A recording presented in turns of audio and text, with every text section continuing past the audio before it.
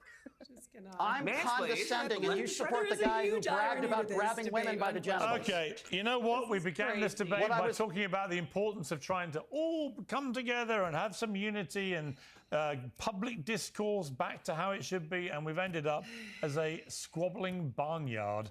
I'm going to leave it there. I thank you all for your contributions. Thank you very much. That was the most Piers Morgan Uncensored is dumbest shit. What the fuck?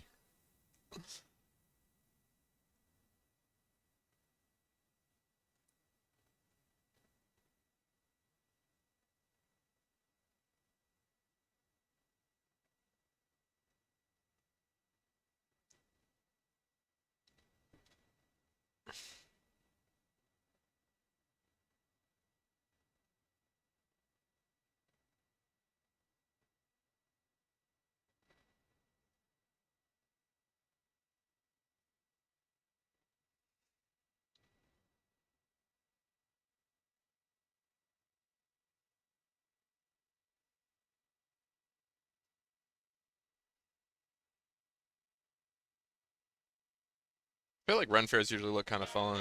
Mom jeans. Not gonna She lie. passed them down to you. But who passed them to her?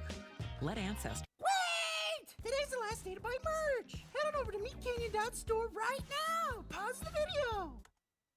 Buy something. Come on. Some Welcome back to Papa the Meat's Papa so Meat fucking channel. weird. How you doing? How you doing? Coming in sundown because today we're going to be talking about the Renaissance Fair, which the Ren Fair is a massively popular and heavily themed event that takes place all across the country, I would say usually in the fall. People from all over adorn themselves in clothing reminiscent of the English Renaissance, but not really. It's just kind of anything that's borderline fantasy. I digress. And they all meet in a large outdoor event complete with all sorts of activities and built up fake shops, castles, role-playing stuff. It's just role play is what it is. It's a fun time. The event itself started in the 1960s during the Red Scare. Blacklisted Hollywood creatives put their wasted skills to use by putting together an event that celebrated self-expression. And today, it's one of the most popular events held in the entire country. Each one of them, tons of people go to it. It's awesome. So the reason we're talking about this today too is that I scrolling through and I started seeing a lot of different Ren Fair stuff pop up. You know, people going, can't wait to get my turkey leg. Can't wait to get my meat. I'm dressing up as Han Solo and going to the Ren Fair. And then I started seeing some of the stuff from my local Ren Fair, and it got me thinking, I hadn't been to the Ren Fair in a long time. Last time I went as Baby Yoda with my buddies. It was, I think, the Dallas Ren Fair, which is the biggest in the country. And it got me thinking, I need to go back. So many of the comments are people being like, I haven't been in so long. It's lost its edge. It's always getting worse every year. That's what people say. And I want to know, how true really is that? Does the Ren Fair ever actually get worse, or do you just grow up? That's what I wanted to figure out. Both? Probably. Probably. But we decided to check out our local Ren Fair taking place in Kansas City to see what it was all about, right? It's been a long time since I've been to the Kansas City Ren Fair, which when I was a kid was, oh, so exciting. The biggest things that I loved back in the day were going to the wood sword sellers. The very first sword I got was like this gold spray painted sword with like a hot glued red jewel on it, and I was like, I am a fucking god. That's how I felt. The turkey legs were beautiful. Little sweet treats and snacks, and the archery and all the little games, the mazes, watching knights joust and fake fight and feeling like it was real, Nick. I felt like I was transported back in time. And it was fun. As a kid, it was like a thing where I was like, this is so immersive and fun, and you had like that big gate at the beginning, and you felt like you were really going into a different time, which was fun as a child, right? But then I kept going later and later, and then nothing really changed. And I was like, all right, well, how many times have I done this before? And then until you're kind of in college, and you're just kind of like, do I want to get drunk off beer and mead? Not really. So I just stopped going. And it's been I would say it's probably been at least 15 years since I've been doing Ron's Festival in Kansas City. So now I was like, it's been too long. I want to go back and see, and ladies and gentlemen, we did. And this video is to see, is it the same for everyone else? Because I'm going to tell you what happened on my delightful. Oh my god, this Kindred's so fucking bad. This is unfortunate. Let's get into it. Intro roll.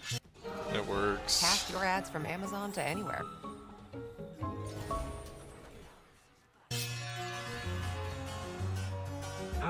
I'm home. To think this is what the Renaissance was like. I feel like this is way cleaner. I think there should just be no toilets, and it should just be shit on the streets and stuff, dead animals lying around. This is a textbook, basically. You had this super hot chick shoot at that dragon carrying that hot chick. And I'm sure that's a pretty hot chick too. This is what the world was before COVID. Now picture this with all face masks, and now you're in hell. Want to start off by saying, started off walking into the gates with my good friends Nick and Tucker, and we were meeting our other buddies Jacob and his wife Brooke. Farm Dog 69. And as we walked in, we were immediately greeted with somebody selling windows for your house and somebody else offering free Amazon gift cards. You guys are homeowners. We're giving away $10,000 with the new windows and doors. Right on, man. We're giving away. Hell yeah. The grill, that's a free drawing. We'll have a winner every month. Right on. That doesn't help the immersion. Let's just say that. Which Yeah, I'm for one of the sure. people who I say keep the fucking sci-fi shit out. Right? Listen, I know that I'm not going back in time, but it's just if we're all there, we're collectively agreeing to be gay and be like, we're here, right? The fantasy's happening. That's it. But you're like, there's a dragon. I can't be Star Wars. No, you can't. So stop. So going in, I was like, I feel like if you're gonna do like the weird soliciting shit, get away from the front gate. But that was the weird thing. It's like you passed a gate. Yeah, I've already passed one gate. And now they're like, doth ye need any new windows for thy Oh my house? God. Would you like a gift card? A $500 gift card? Be signed up. You guys have to walk past and you can't even acknowledge them. I feel like what you need to do is you need to put them outside the gate, Nick. Then you hire one person to stand outside the gate and say, back with your evil magic. Like a wizard or something. Wouldn't that be sick? That'd be great. Just like, yeah, they can be there. But you have one person being like, back I say, damn you to hell. Quickly into the kingdom. Get into the kingdom. One thing I've noticed this year is at least when I was younger, I remember it being really like people really getting into character, which I know there's like some people who really get into it, but I want it to immersion. There's nothing useful or fun to buy at the Ren Fair. That's what I found out. I feel like when I was younger, it was way cooler. Used to be a lot of like even armor. Like who the f needs that? But you could still buy it there. Need some armor? I didn't see any armor. There's no armor. Not one thing of chainmail. How is that possible? How is it possible? Which we did walk in. There was a giant, cool, like iron dragon. Oh yeah. That's pretty sweet. We were right by Mermaid Grove or Cove. Also, there was wasn't there a thing called like Children Grove or something like that? Yeah, there's like a children's area. We couldn't enter, but well, for good reason. But it was I don't, it's whatever. But wait, don't get burned out by your old wireless bill. Mint has got you covered. And for a limited time, Mint Mobile's offering 3 months of unlimited premium wireless service for $15 a month. Holy sh! Enjoy the wireless experience when you sign up with no stores and no salespeople. All plans include unlimited talk and text on the nation's largest 5G network. Whoa. Including free calling to Mexico, Canada, and the UK. Plus, Mint lets you choose a data amount that's right for you so you don't have to overpay. 5 gigabytes, 15 gigabytes, and 20 gigabytes, and unlimited data options. There is a price that works for everyone. This year, skip breaking a sweat and breaking the bank and get this new customer offer and your 3-month unlimited wireless plan for just $15 a month at mintmobile.com/papameat. That's mintmobile.com/papameat. Upfront payment of $45 required, equivalent to $15 a month. Limited time new customer offer for the first 3 months only. Speed space low, about 35 gigabytes on unlimited plans. Taxes and fees extra. See Mint Mobile for details. Thanks for Mint Mobile for sponsoring this video. Now back to the video.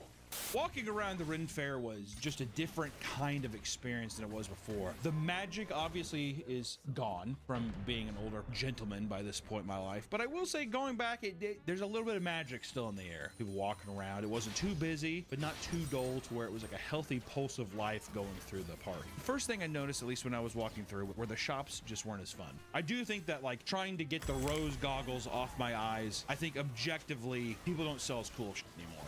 Yeah. A lot of like weird stuff. I'm pretty sure I even saw, which I don't know if we got on camera, but I'm pretty sure I saw like one booth that was like 3D printed dragons. Those I see everywhere. They're at every. You cannot escape those stupid fucking 3D printed dragons. Who's buying them?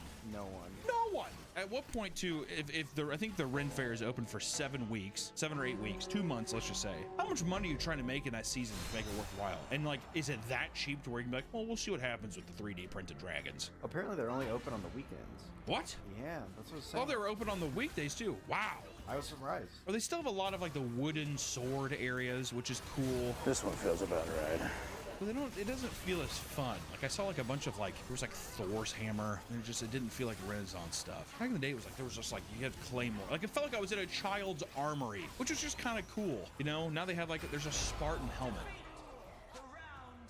300. Which, you know, I guess it's like I would rather have the Spartan helmet than like a lightsaber, but still. Which luckily I will say was very proud of the Kansas City Renaissance Festival for not having any fucking lightsabers. I was actually stoked on that. I didn't see one. I wouldn't even see a person walking around as like a Jedi, which at the Dallas one, goddamn, you would think that it's a fucking sci-fi convention. There was that much of it. You know what I mean? The one thing though that did irk me very bad, which if I have to complain, the Doctor Who. Oh yeah. The Doctor Who entrance. What the hell is that doing there? He's a time machine. He can go back in time. I don't like it, Nick. Yeah, it's pretty cringe. So when I got it, I mean, I'll be honest, I was just like, just felt kind of awkward walking around at first. It was like a thing where it's like nothing was really enticing me to go anywhere, but we powered through and we were being, you know, good sports about it. I don't think really the day had it. It really didn't pick up until we started doing some of the games. We ended up with Jacob and Brooke, and all of a sudden we started doing the games, and that's where I think we started finding our footing. I would say when I was younger, I really didn't like doing any of it because I was nervous. Going through the maze, it scared me. Another dead fucking end. I hate this. Oh, I want some fucking help me. I want to go home. I didn't want to do the little test your might, hit the thing when I was younger because I didn't want to look like a weak little piece of shit in front of people. Here it is, Farm Dog 69. Trained her feet. There it is. And then I didn't want to look stupid trying to throw ninja stars or anything like that. I was just too I was just like anxious. I was like, I don't. But now that was like my favorite part was the games. It's a good time. Just throwing a knife around. I wanted to do more of it. Smash the hammer into the thing. I did ring the bell methinks twice. Nice. Wow. I was the only one who didn't ring the bell. Tucker didn't ring it either. Well, he got really close.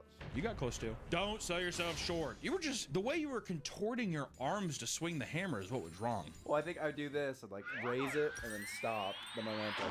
Yeah, it was just, well, you were just like gangly. It was like your bones were breaking. It just was odd. But while we were going through these things and after it was done, I had probably one of the most uncomfortable conversations of my life.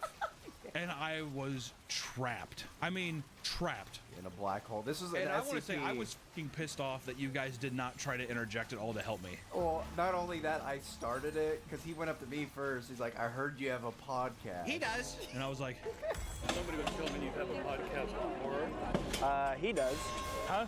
Who here has the horror podcast? Which I don't know. Where the f did that come from? I don't know. Someone just, someone. This man. Fuck you, dude. Let me just go through this. I was talking to this guy, and he was asking me some stuff, which I don't mind talking with people or whatever, but this man was like ranting and raving. Frankenstein, for example. Oh my god, I can't fucking move. Right? Actors, we can make you believe we know what we're doing, when in fact, we do not.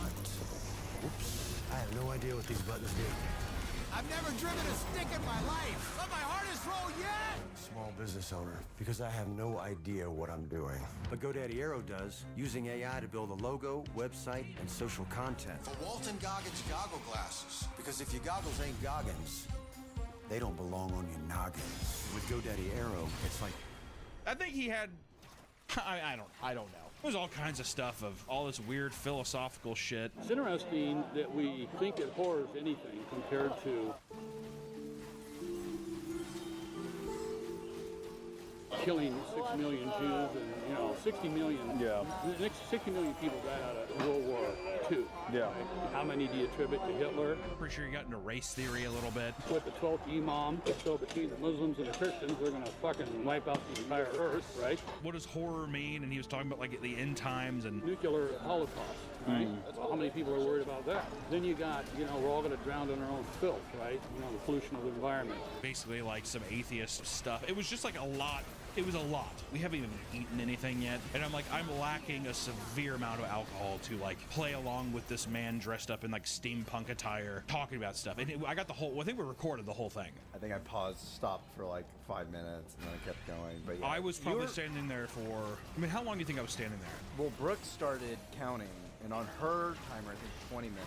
But before that, I think you were there for 10, so 30 I think I was there minutes. for half an hour, which in the grand scheme of you sitting here even watching this video isn't a long time, but trapped. It felt like an eternity because I kept being like, oh yeah, you're trying to politely kind of like be like, okay, cool, it was nice meeting you. The fucking sun is going to flare up. First of all, cook us to a crisp, bingo, and then go out and be nothing but deep freeze forever. Yeah, it's fun thoughts to think about. Yeah. And he's like, I don't know. Do you fear the devil? Do you fear what God has to offer? Because if anything, Christ is more, I would say, more evil than the devil. I have no idea how to answer this question, and I just don't care. Well, your face said it all. You're just like...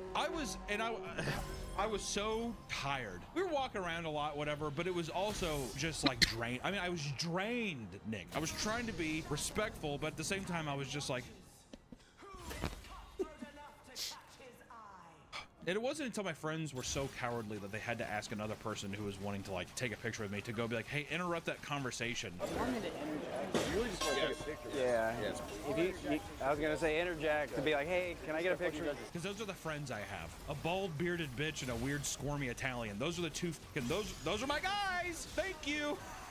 And the guy broke it up, and I was able to finally break free. But my God, was it exhausting? It was horrifying. And from there, that was the catalyst, though, of being like, I saw one mixed drink, and I was like, where did you get that? I said it kind of in a rude way too. I was like, where did you get that? You there? And they're like, oh, it's like around the corner. I'm like, thank you. And just immediately beelined around to it. And finally, we started getting ourselves the highlight of the day: mermaid splash. Turkey leg. No. Nope. We stopped and got a turkey leg before it. Horrible. I don't know how anyone eats those greasy motherfuckers. And they're so big. God, it was horrible. It was so bad. It tastes like spoiled hot dogs. You ate all of your turkey leg. I don't know why you did that. It was good. You look sick. That's what gave you the headache too. No, Tucker looks sick. Tucker definitely got sick. The turkey leg really slowed me down, to be honest. I thought the protein might help. Yeah, I maybe overdid it a little bit. 1 to fun. Just dub over and fun. I have a bomb. Tucker and Nick definitely got plagued by the turkey legs. This sucks. Mine Sunder could go hard. I think I ate 2 bites of it and I was like, Warmogs, gargoyle. Also, I was like, I wouldn't even give this to my dogs. They're kind of expensive too. $13. Well, they were like $13 a piece. It's just this greasy mess where I'm like, what am I gonna do? Like, hold on it? Well, maybe I'll snack on it later. No, dude, I'm gonna toss it. Also, I have no idea if this is even turkey. I think it might be possum. I think they just give you possum hips. I'm pretty sure that's what the fucking turkey legs are at the Renaissance Festival. There was a lot of stuff though. A lot of different food looked good. You gotta watch out though. See, I'm the kind of person, I don't know if it's my diabetes or what, but I can't be snacking a bunch. I'll get all sleepy. Can't do it. Okay. God. Nick, there are children here. God damn. The men are going to be all over the comments on that one. They had Wagyu burgers. And they had Wagyu burgers? No way it's Wagyu. There's no fuck, it's possum. I'm almost positive that every meat at the Renaissance Festival was possum. They had one Chinese stand, and I was like, why? Why even have that? It's like ordering pizza here. The turkey legs, as horrible as they are, I like the theme of it. Or just like a thing, give me a baked potato, which there was. There was loaded potato stand. I digress. We moved past it. Finally got the cocktails, Mermaid Splash, and let me tell you, almost immediately, they were basically Long Island iced teas. They're very strong. Before we had those, it was like, I could kind of read it from everyone of like, we need to like leave. I think we're kind of good. But as soon as that sweet elixir hit our lips, I tell you what, the entire mood changed. You would think, I mean, like, it's like happy pills. I mean, we were like, oh, look at this. So much more excited. I have type 2 adult-set diabetes. And I'm a ladybug. So we found out immediately that like the only reason that your parents came here before wasn't for you. It was just so they could get drunk and walk around and be like, oh my God, look at that. This is not crazy. Look at that thing. Where are the medieval diapers? I got drunk and I wanted to buy a sword. Yeah, almost bought an $8,000 sword. No, I didn't almost buy it. I was like, that's obnoxious. Should I buy that sword? How much is it? $8,000. 8,000. Yeah, the only viable option is this guy. And it was like a pirate sword. If it was like a fucking claymore, who knows, man? Because I was like, we need like a sword and stone kind of thing for the studio, man. Like a fucking Excalibur that we could call our own. Wasn't anywhere. I will say, you know what made me kind of giddy though, walking around with the little castle with all the torture, with the medieval air condition that was like turned on it was so powerful. The AC in my castle's pretty strong.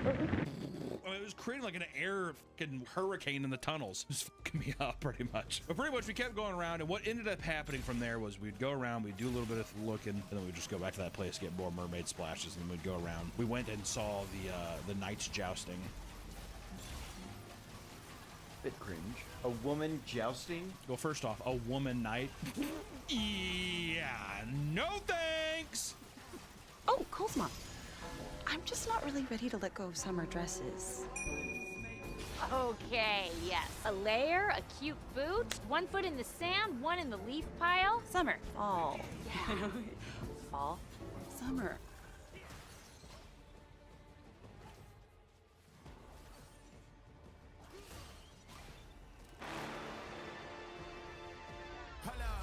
Why do they doubt the kid? I'm about to prove them all wrong again. I got a low tolerance, cause they don't even know what the problem is.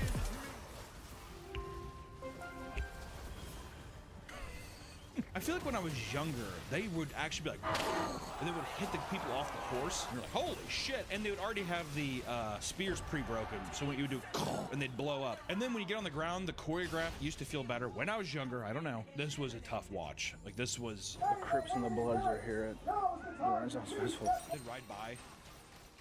They'd be like, and they'd do, and they'd be like, he wins! And everyone's like, oh, that's it? And then she's like, I want you to fight me hand-to-hand combat. and it was just. Didn't she lose too? No, she won. She won that one, I think, in the choreography. I was too also fixated. I was kind of had a little buzz going, and I was just fixated on the horse. Horse is very cute. I was very excited about the horse. Then they do the thing where it's like she wins, like by technicality or something, so it's 1-1. And they're like, all right, so you have to come back at 3 o'clock for our next show. And then everyone's like, and got up and left. There was a lot of people though. Oh yeah, it's huge. It was a good turnout. I don't know how I feel about the females in power. It's kind of fucked, isn't it? You know, this was a really fucked up time period where a lot of people fucking died.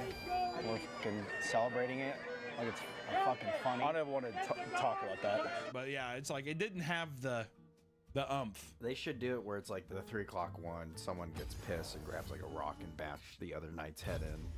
Yeah, that's what I'm saying. Or just put a dummy. Good old-fashioned You just do execution oh of my the god, and then you have like real life of the medics come fighting in. slave. Oh my god! And you saw the shot that way. He's dead. There was a LARP pit. We didn't go in the LARP pit. Nick wanted to though. I wanted to fight you for the channel.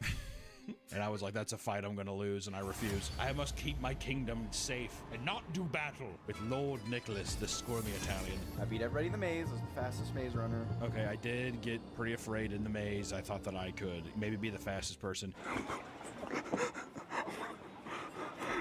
I've been stuck in this maze for I don't know how long. I'm just gonna wait here until someone gets me. This is such bullshit. Nick did look, it was watching you run into that maze was like watching the autistic kid at school with the binder dead sprint to the cafeteria for lunch in school, you know what I mean? And then yeah, I got lost for a long time. It was weird how simple but yet fun the games were. We had some pretty good shots with the archery. I was a fucking axe throwing master though. That's where I shine. I found myself, I was like, I know where my place on the battlefield is. I'm throwing axe. Deadly accurate. How much of the people do you think that are working there are volunteering versus actually getting paid? That's a good question. Versus like, oh, well, you get to go free. Like they give you free passes, probably whatever. Free lunch, and then I'm sure they get paid. It might be like 10, 15 an These hour. are all volunteer stuff. Yeah, you would think that Definitely you not. Get paid minimum wage. Taking home bank, but rake in the money. Beer, food, and games. This is easy. Throwing axes, you get 7 axes. $5 to throw 7 axes. Haven't had an ADC game in a You give me minute. $5, I'll let you throw 7 axes at a wall. Yeah. And then it's just okay. Bye. You want to do it again? Here's 7 more. Give me $5. Is that crazy? You can do 4 or 5 people at the same time. And it's $5 to have 3 swings at the hammer, or 5 swings. $1 a swing.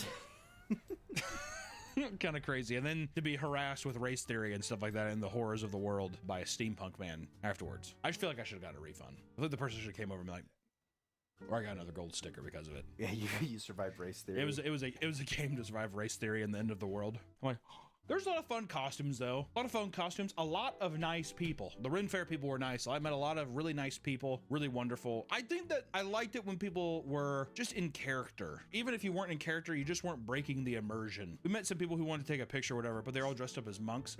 Smoking a cigar? You can't be balanced smoking a cigar. What the fuck is that? That was fun for me. I liked that. Somebody wanted me to take a picture of some girl at a booth, whatever she came up, but she had the whole dress on and everything. I felt bad. Like I almost felt, I'm like, I should have dressed up. I should have like participated in the experience, because every person who doesn't do that, like, imagine if every person there was dressed up in like period accurate clothing. Yeah, no, that'd be awesome. Even if like there was goofy stuff, it'd still be fun. Which I was gonna say too, there was a lot of like live show stuff, but a lot of it was just like comedy routines. I don't really know if I like that. Too many gestures and fools. There was a lot of like gestury stuff, which it's like, I get, like, I like the hoo hoo hee ha ha, but give me a guy who's like trying to play it straight and he's doing some, I don't know, weird shit. Even if he's just like using a hula hoop. I bet you've never seen this before. Wouldn't that be kind of nice? There was a guy that you could pay $1 and he would insult you. Kind of funny. I got insulted. Yeah, you didn't get insulted. You got, I mean, you were, that was assault. I think having the camera on you didn't help at all. Nick got harassed by a man. It's like you throw tomatoes at him, but the whole thing is he heckles you the whole time while you do it, but he, man, he was digging his knife deep. Sir, that shirt is the closest you're ever gonna get to a picture of a girl getting the world outfit. That's not true. Sir, I bet you've never, ever, ever finished to an actual picture of a woman before. It's always been someone the Japanese guys had to draw. I bet every one of your girlfriends is going to be AI. And they're going to only give you anal. You are such a pathetic man. You are going to turn pegging into a Olympic sport. Did it make you sad? No. Create spellbinding campaigns with full funnel advertising.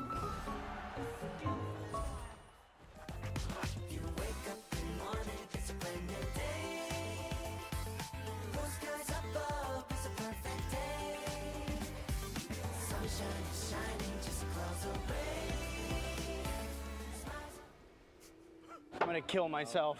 I know that you added the little fake cry at the end there, but for a second there I saw it deep in his eyes. He was like, no. No, I mean, I think the when you started saying the Epstein list, I have more people on my list than the Epstein list or something like that. Why? Why do we gotta bring Epstein into this? Why you gotta glut me in with that man? I like how that's where you drew the line. Yeah, you can call me that stuff, but as soon as you brought up Epstein.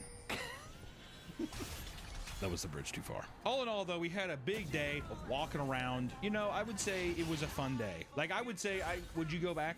Yeah. I'd probably go back too. I had a good time. I would probably immediately get the drink, though. Get a little buzz going. I definitely, not saying that you have to have drunk to have fun, but I just mean, you know what I think it was? I bet you it was this. I feel like we're a very pessimistic group. I feel like whenever we had a couple drinks, I think that those barriers dropped. And we were more, like, we were just kind of playing in with everything, even if it was shit. I like that. I would like to actually go in some of the shops just to peruse and see. We went into quite a bit of them. Did we? I think that we did. Well, there was just some, like, you said to peruse, but like some of it was just like, this is a jeweler. This is a candle shop. That was one of my complaints, is that there just wasn't a lot of enticing shops to go into. But I would say, I mean, I walked around, I walked into some stuff. But the thing is once you go in those shops, it's a lot like, it's like not like a mall kiosk, but it's something where it's like when you go in, they're looking at you. If you go into some place and you're like, ooh, it looks cool. That's when they're like, you know, everything's 25% off today. And you do, ooh, okay, cool. That's like at conventions too. That's what it is. That's what I meant. Not mall kiosk, but definitely when you're in Artist Alley. You go up, you just want to look, and then they start talking to you, and you're like, you kind of walk around. You're definitely trying not to make eye contact with like the one booth where the person's like looking right at you, and there's no one at the table. So you're like, you make eye contact for a second, and then they're like, "Hey, how are you? It's 3 prints for $10." Oh, I don't know. I got kind of swindled by somebody. I just got it because of the smut talk thing. I might be, you know. Oh yeah, that There's guy. the gay like Frenchman who was doing that. I'll get all of them. All right, fabulous. I'll get all of them. Let me go ahead and touch you gently. There you go. Let me give you a bookmark as well. We can shove it deep into your book. And I can tell you're the type. I'm going to go ahead and put your bookmark in the rear. Thank you, thank you. I felt special for a moment, but then I was like, oh, it's all scripted. Because he started doing the exact same thing to someone else, and it actually hurt my feelings. I was like... could read some of those. We have them in the car. Maybe one day we'll peruse it. It was a bunch of really, I mean, you can hear a sales pitch, but you know. And we get come upon by my arch nemesis and part-time lover, Captain Cocksmith Standish. Cocksmith and his men come all over my raging queen, right? Right. Everywhere. It's a giant mess. Sure. It is what it is. All in all, you know, it was an interesting time. I see people, I can get the kind of complaints that people have in the comments of being like, you know, oh, it's gone downhill. Because there was just some things where I was like, the shops, I'm like, this just, I feel like you could do more. I feel like there's more you could do, more stuff. But I still think there was like a fair amount of fun shops. I like being around a crowd of people.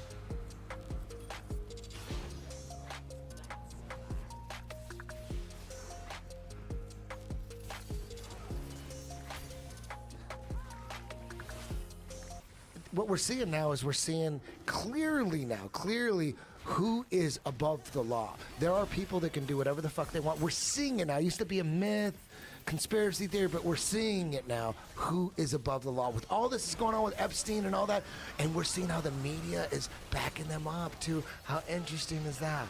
If that's all just a distraction to like get people arguing, make it so obvious that it wasn't a suicide. It's so obvious. Let's release it, make it so obvious. Meanwhile, he's still alive, and everyone's trying to figure out how he died, and all they care about is that he's dead. There's virtually a media blackout on it for the longest time, but they gotta talk about something, because the longer the mainstream media doesn't talk about it, the more obvious it looks, and it's waking everybody up. You know how many people who are super anti-conspiracy theorists, they're all into Epstein now. It's like when 9/11 happened, that woke up a lot of people. 9/11 woke people up. A lot of people say, well, it started with 9/11. A lot of people are gonna say it started with Jeffrey Epstein. People that hate conspiracy theorists are all into it. They're all, Michael Shermer. I'm so balls deep, and there's a guy on YouTube who every day he puts out, all he does is, he's written books on gangsters and all that. Every day he puts out an Epstein video, an update, and he just goes deeper and deeper and deeper. His name is Sean Atwood. What's the update every day, though? Dude, it would take me 2 hours to go into, it's really all about Ghislaine Maxwell's father. He was the one who was originally doing what Epstein was doing. Epstein started banging Ghislaine. She takes him, she goes, you know what, you're gonna take over the family business. The family business it's not just blackmailing the elite. That's a part of it. But a big part of it, right? You know a big part of it. Dude, her father, he's the one, Robert Maxwell. That guy was I think they're just distracting everybody. Oh, it wasn't a suicide. The amount of deception that's shoved down our throats, it's obvious now. It's all out in the open. So any plausible theory, you can't laugh at. Dude, out of all the information that's getting disclosed, supposedly this administration, what do you have the least faith that we're going to come to? Epstein, for sure. Epstein. And I think it's because of Israel. I Really? think that because I mean, when you really dig into Epstein, his entire network was Israel. It was clearly.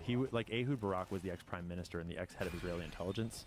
Leslie Wexner was one of the most powerful pro-Israeli philanthropists. The whole organization was Israel. So and I'm not saying it was all of Israel. It was all an intelligence gathering and it was targeting Americans. It was targeting American officials and the American president. Right. And the CIA does have interest in those targets too. Elements in the CIA does.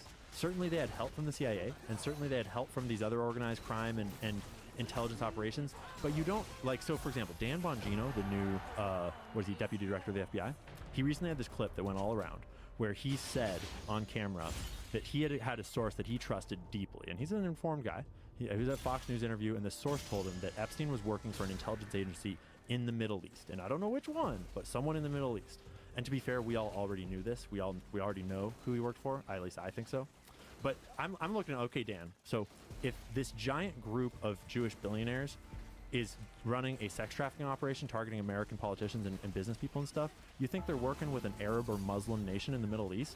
Like, you think that Leslie Wexner is devoting his entire life to philanthropies on behalf of Israel, but then he's going to work for Saudi Arabia when he's doing this trafficking ring? Right. But if someone says to him that they're all working for a country in the Middle East, knowing he knows what that means, but not specifying, doesn't he kind of have to repeat it that same way?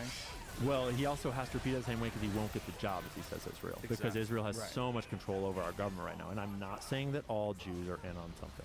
Clearly, internet. Thank you. Clearly, internet. And Joe is definitely not saying that. Definitely not. But the Israel's government is every bit as vulnerable to the deep state effect as the American government.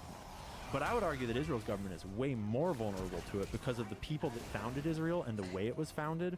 It was founded in a modern time, much more recently, by, like, it was a revolutionary founding. And I can totally sympathize with the Jewish desire to have that state. Like, I get it.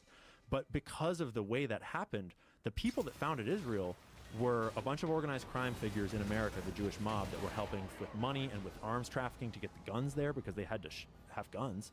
And it was the Rothschild banking families sending a whole bunch of money and getting the declaration in the first place. That is and wild, actually, the if that's people that true. were there, the 3 different organizations, the Irgun, the Lehi group, and the Haganah, those were the 3 like paramilitary groups that fought to found Israel, and they're like the heroes of Israel. Which I understand the narrative that they're heroes, but when Israel was officially founded, they officially designated Irgun and Lehi as terrorist organizations because they had been bombing civilians. They'd been bombing British civilians. The first official act of terror before they changed the definition was the bombing of the King David Hotel, where these terrorists, these Lehi and Irgun terrorists, a bunch of different groups, the guy who planned that bombing later became the prime minister of Israel. They were bombing civilians. And like, so when those are the groups that are fighting to found that nation, even if all the Jews there are wonderful people, the leadership is inherently composed of these people that have been deeply corrupt for all time. They know that they've lost control of the media. They know they've lost control of the narrative, and they know that they've lost control of the youth in America. And that at some point, you know, those 70-year-olds watching cable news are going to age out and die, and the people in charge are going to be this generation that has a totally different view of Israel than previous generations. They know that, but then the question becomes, like, what do you do with that information? And so I think that there is a part of Netanyahu and the Israeli war cabinet, the Israeli government, who are looking at this and going, all right, so we got like 10 more years of this relationship. You know, we got like 10 more years of where the U.S. has our back and we can do whatever we want. And so you could see where the conclusion from that might be, we got to go for it now. Like, if you really do have this greater Israel project, well, right now, under the Trump administration, this is your moment. He has already vowed he's going to do whatever to support Israel. He is totally on your side. You have this administration. There's every last member of this administration supports Israel. So now's the time. Annex Gaza and the West Bank, and, you know, parts of Syria too, and whatever else they want to do. So I think they might be going for it, you know. And then I don't know. We'll see. I mean, when they started bombing Iran, that's what I thought. I was like, oh boy. Well, they tried to suck Trump into a regime change war there, you know, and it didn't work. But the whole thing, you know, the whole 12-day war. First of all, this thing is not over. We're kind of at, like, the fundamentals of the conflict are all still there. And in fact, I think there was just a few days ago, like, a Israeli spokesman who were already signaling, like, we may have to go, you know, see about this again. I clicked Netanyahu it. himself said when him and Trump met in the White How House. is he full fucking and hell? It was a really fascinating moment, which, you know, I'm not trying to make too much of, but it was pretty hilarious in a way, like a little microcosm, where they asked Donald Trump at one point, they go, so is that it with Iran? Like, is the war continuing or is it over? And he goes, well, you know, I don't really want to see it continue, but maybe that's a better question for Bibi. And you're like, what? Wait, what? Oh, I'm sorry. You're like, well, my boss is right here, so you might as well ask him. Mom jeans. She passed them down to you, but who passed them to her? Let Ancestry help you piece together your story with a family history membership and detailed DNA results. Get started today at Ancestry.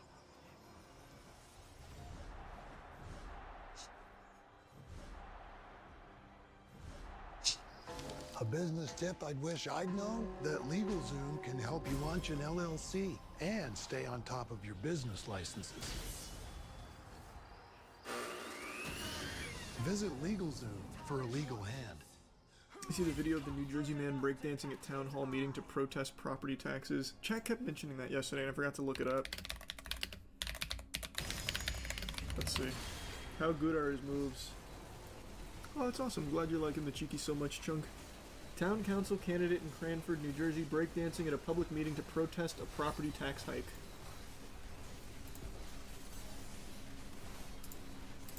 Mr. Philly, I started your time. with no music. He's doing it a cappella.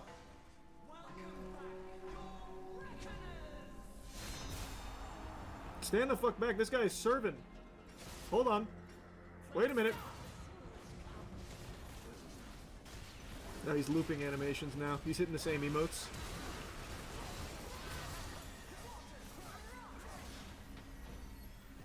This is quite the protest. And no one's standing up and clapping? Hello? Guys? You know I can do the backspin? Anybody? You want to see me do the backspin? Yeah! Yes! Fucking do it! Can I do it up here? The world is your stage. Hit it. Woo!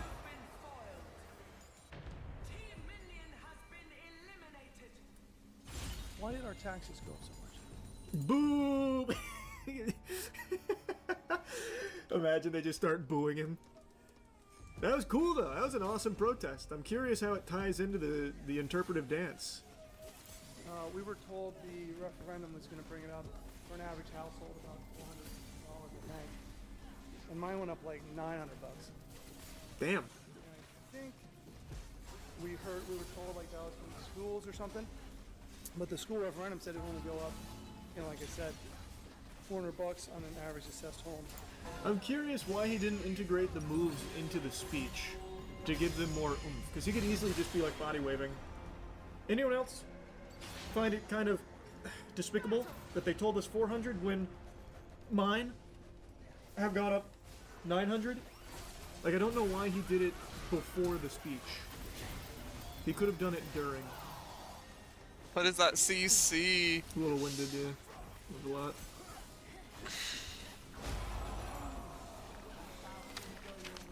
Counselors, your response? What the f... Oh, oh. Hey, oh, just when you thought you were safe. That was Oh, he's got the retarded. rug again. Thank you, Mr. Philly.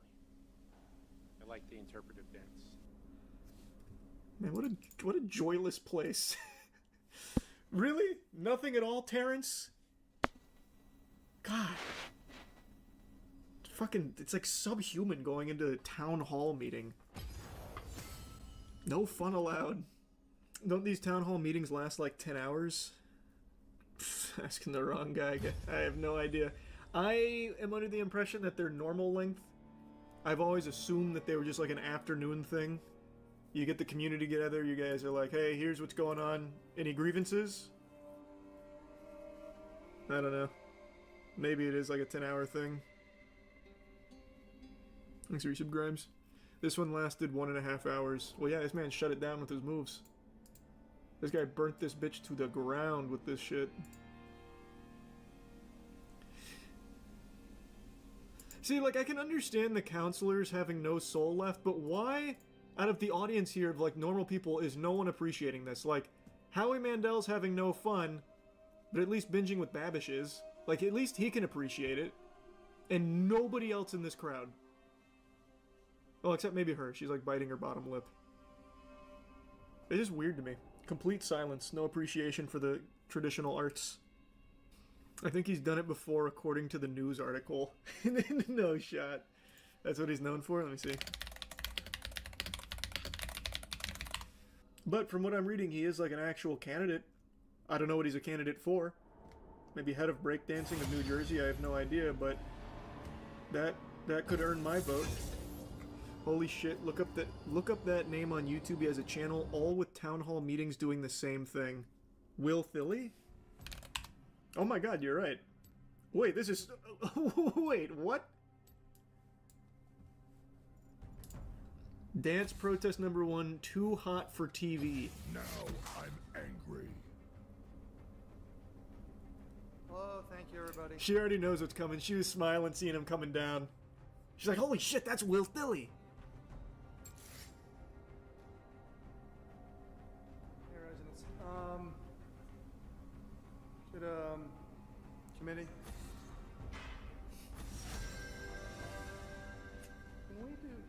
I wanted to try something fun, kind of we talked about ending divisiveness and building community and stuff.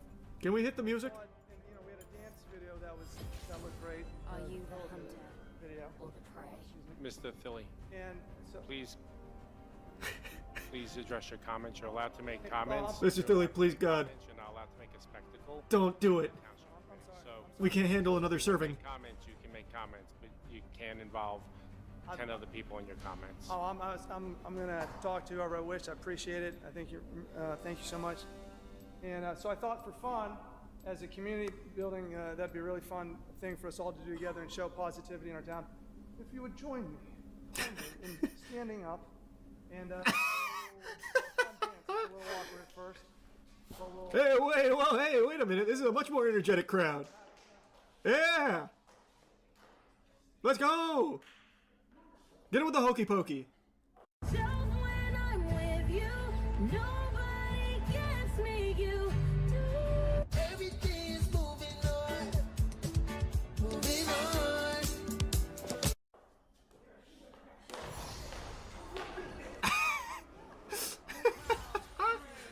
There's chaos! Anarchy! Oh, wait! Oh, baby! I can only see out of the corner here. Hey, are you writing this down? I don't see you taking notes. Your time is up.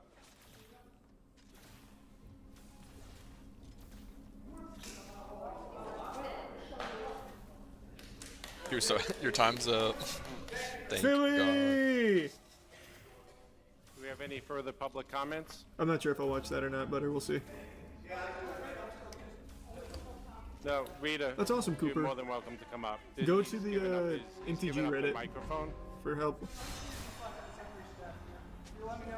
Wait, who's the this only guy reason now? why I ultimately decided to go to Denver was because these fucking losers were tweeting at me, and I'm like, okay, well, if that's the case, then you show up and arrest me or whatever.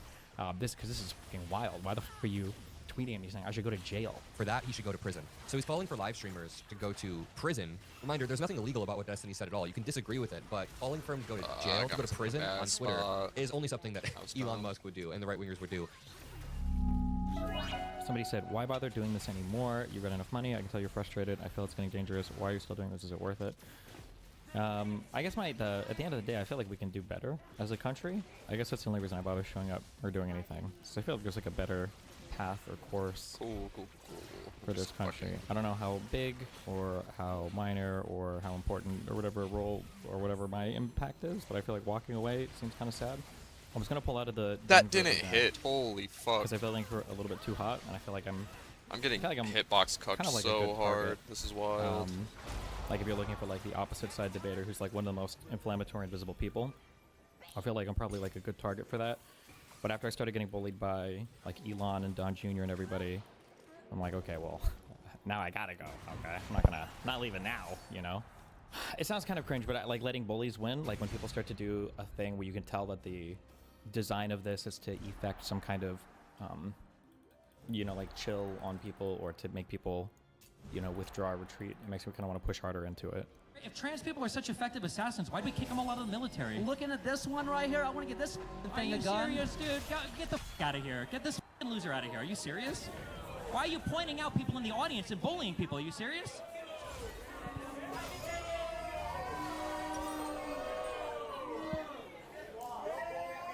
Bully me. I'm up here, okay? Make fun of me, all right? What does it even look like to do better, though? I can't imagine things just switching directions without things getting worse first. I'm going to try to be less shameless for promoting dems. One thing that's always hard is, Pia, thanks for the tier 5 subber. It's always hard when you're promoting your own side because it's like obviously expected, and it's obviously what people would think you're going to do, and it serves your own interests a lot. So like, let's say that you were to do, like today I broke down all the races and I figured out that Caucasian is the best race of all the attributes. It was like, oh, well, of course you did. You're fucking white, But I actually do feel that way. I think that white people, no, I'm just kidding. I do think right now that there is a corrosive rot in America, and I think that a lot of it is largely due to the conservative party in this country. I think that it didn't happen overnight. I don't think that it happened because of Trump. Although Trump, I think, revealed more than pushed it. He did both, 50-50. He revealed a lot, and then he pushed further on a lot. There has to be some kind of, like, awakening moment on the conservative side where they realize, like, oh, Like, we're actually really, we've around for way too long, and now we've driven all of us like off the edge, and we need to find a way to bring it back. And I've been watching like, you know, like Hutch clips and everything, and I feel like there's too large a fixation on.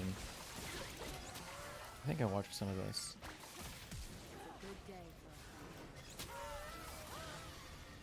That rib with $5, we just need enough. MAGA seems too afraid to disavow Trump's rhetoric. Acts like this will expose that to their base. IMO, time will tell. That's the other thing too, guys. I don't know, you gotta stop looking at this like Trump is winning right now. He's not. He is not winning right now. His numbers are at the lowest point they've ever been. The bill that they passed is super unpopular. Congress is a shit show, and it has been for ever since. I mean, it's been that way for a while, but he's going to be president for the next 3 years. That's just how presidential terms work. But he is thoroughly toxic for the party. Thoroughly toxic.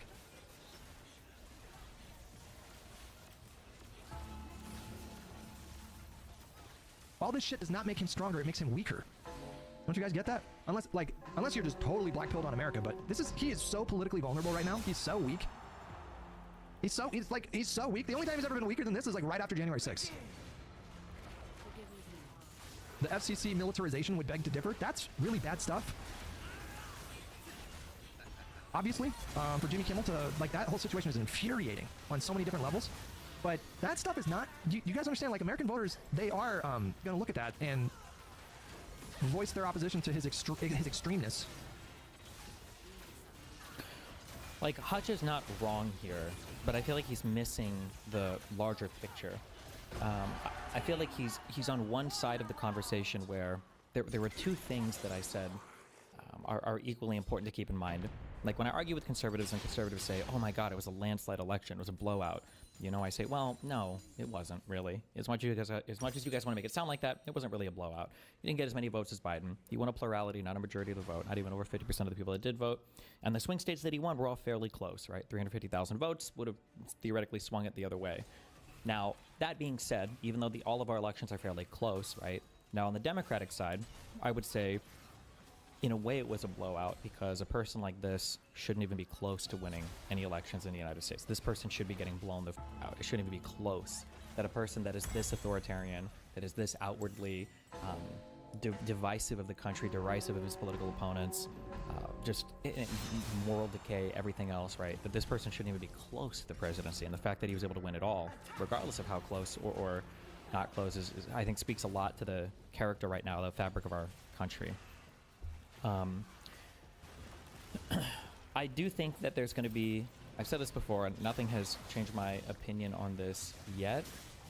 I think there's going to be a big reset on the conservative side of politics after Trump is gone, because I do think it is a cult. I don't think he's like anointed a follow-up yet. And I think a lot of Republicans are going to be looking around trying to grab power after Trump is gone.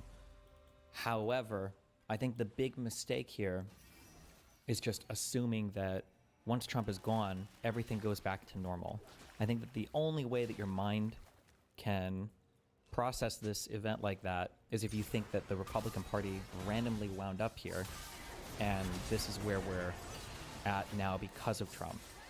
But I think the broader picture, and the reason why I think it's so important to fight on so many things, is that the Republican Party has been trending in this direction, and there's, you know, who's to say that what comes after Trump isn't worse than Trump?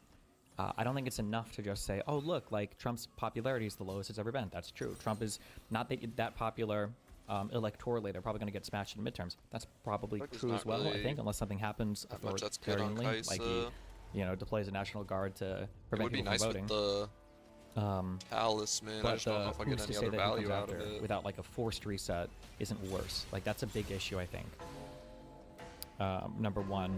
And then number two, we still have to be here for 3 more years with Donald Trump as the president, which is also scary. Because who's to say what he could or couldn't do that we can't undo by the time he's gone, you know? Yeah. So, like, I understand these guys' perspective, but I feel like they're just looking at the next election, and they don't have, like, a longer time horizon on things, which at this point, especially Hutch being his age, I think Hutch is about my age, right? We're like the same age. I think we've been around long enough to kind of see the trajectory of things and know that like there needs to be a course correction. It can't just be, oh, good job, like we won the next midterms and we won the next election, guys. Like, let's see who the Republicans put up next time, LOL. Probabilistically, do you think we're doomed? Like 80% chance of shit is just for good. I'm not sure. I don't really know. I think, I feel like my read, maybe it's just an age thing, or maybe it's an age plus, you know, living in this environment thing. I feel like my read on like political situations and stuff that's going on, I feel like it's gotten better. I feel like a lot of my predictions are generally accurate now, more so than I even realized. One of the things that is a little bit blackpilling to me, that we used to fight a lot was, I remember in 2016, 17, 2020, when did I have that? I had a big argument with Skills Me, and he challenged me on that. Can you name something that Americans want that lobbyists don't want? Right? Where's a huge event where all of America wants the thing, but lobbyists were to prevent it from happening? And when I considered that question, and then I dug a little bit into the, was it Gillen's and Page? That study on like lobbyists versus America or whatever. And then I started to realize, I don't know if, I don't think that corporate interests or lobbyists or rich people have as much influence as I thought on the political system. And then now, seeing where we're at now, I think it's incredibly scary. Somehow I feel like we've gotten to the worst of all worlds, where we live like, how do I explain this? God, I need like I need a communist / fascist historian. I feel like we live in an authoritarian oligarchy where like the wealthy corporations kind of sort of are in charge of a lot, but they don't actually dictate anything to the president. The president dictates everything to them. Like, I don't know if this is true or not, but I've heard that in Russia, like if shit got bad enough, the oligarchs would just have Putin assassinated. I don't know if that's true or not. I've heard it said that that's the thing, that if Putin were to fuck around too much, then, you know, he would take a trip. If all the oligarchs started to lose power, lose, you know, their status, lose their money, that he would be in he'd be in big trouble. And in the United States, I keep waiting for, where are my oligarchs to come and save us, please? Can I have my big businesses step in and bully Trump into not being crazy? And it's just not happening. And I don't know if it's because we have so much institutional power that the oligarchs aren't used to functioning that way. And because we have such institutional power, we have like, and Trump has taken over that institutional power as an authoritarian. Like, he wields more power than an ordinary authoritarian would wield. Like, I don't know if that makes sense. It's like some paradoxical, like, imagine you don't want one man ruling everything, so you create this whole superstructure to manage everything. But then imagine if one man could become in charge of the superstructure. And it's like, okay, well, this is like the worst of all worlds. Watching Trump being able to wield the FCC as a weapon against comedians he doesn't like is really, really, really crazy to me. That's just insane. That Kimmel stuff is crazy. The Kimmel stuff is crazy. And also the settling lawsuits that are like on their knees, like because begging Trump companies want their mergers to go through, so they don't want to piss off the executive. I thought that the wealthy branch that oversees mergers. I was hoping that the rich corporations would step up and save us, but apparently not. The pharmaceuticals didn't save us from the massive defunding of all the medical research. The pharmaceuticals didn't save us of all the vaccines getting pulled and the recommendations getting. Apple didn't save us from the tariffs, you know, wreaking havoc on the entire world economy right now. The, you know, Facebook and Elon, and nobody saved us from government overreach in terms of censoring people on, or government censorship on social medias or broadcast TV. Google, none of the big businesses saved us with H-1B visas. All the greedy corporations that wanted cheap labor, they didn't save us for the H-1B visa stuff. Yeah, it's pretty spooky, I would say. Oh, sorry. All that to say that somebody said, like, how doomed are you? I guess I feel like my biggest letdown has probably been my tech bros. The fact that they were so easily swindled and so easily bought into all of the Trump craziness, I just think is so deeply pathetic and upsetting. And I feel like it reinforces my very doomer view of people having a very narrow subset of interests. and people not knowing anything at all about outside of their subset of interests. But then if you're really accomplished in one area, you assume way more knowledge than you actually have. So all of these like tech boomer dipshits assuming that they knew so much about politics and government and everything without knowing anything at all, and just like having the worst positions ever on everything. I don't know, it's just really sad to me. But oh yeah, I don't think I argued it out, but like somebody brought up that we're just here because of the military-industrial complex. Like, bro, I wish the military-industrial complex was running our shit now, because we'd be sending way more shit to Ukraine. We'd be way more involved in the Ukrainian stuff. He gets 5 already. What was a study you were talking about with lobbying? There was a big paper made by 2 people. I want to. Is it Gillens and Page? Am I making this up? Oh, and then there's a bunch of like response papers back and forth over, you know, who dictates American policy more, the middle class, the wealthy, I got or 1 W lobbyists or whatever. maybe. People go back and forth on this, and I feel like the ending consensus-y opinion is that all these special interest groups, they can influence policy like at the fringes. So like maybe like right to repair stuff can be influenced by corporate lobbyists, but on like big stuff, the American public basically gets what they want, you know, for whatever reason, yeah, for better or for worse. Yeah, I've had emails from people from Sri Lanka, from a couple other countries. I always forget the names, but I see this guy in chat saying, "Destiny, I live under an actual authoritarian oligarchical system." I don't even know anything about Sri Lanka's government. I just got an email from a dude there. Or maybe they said they fled to Sri Lanka. I don't remember. And everything that's happening in the U.S. right now, I can name an example of that happening in my own country, Tunisia, that's happened in the past 10 years. Limfeo, you should honestly start using this talking point more often.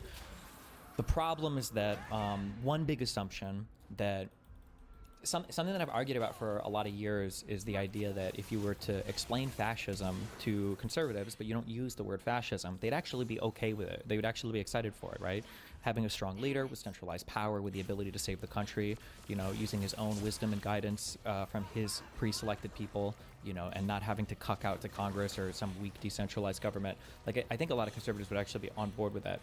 And yeah, I think one of the huge issues that we've had is this assumption that, well, you know, we need to study history so we don't repeat it.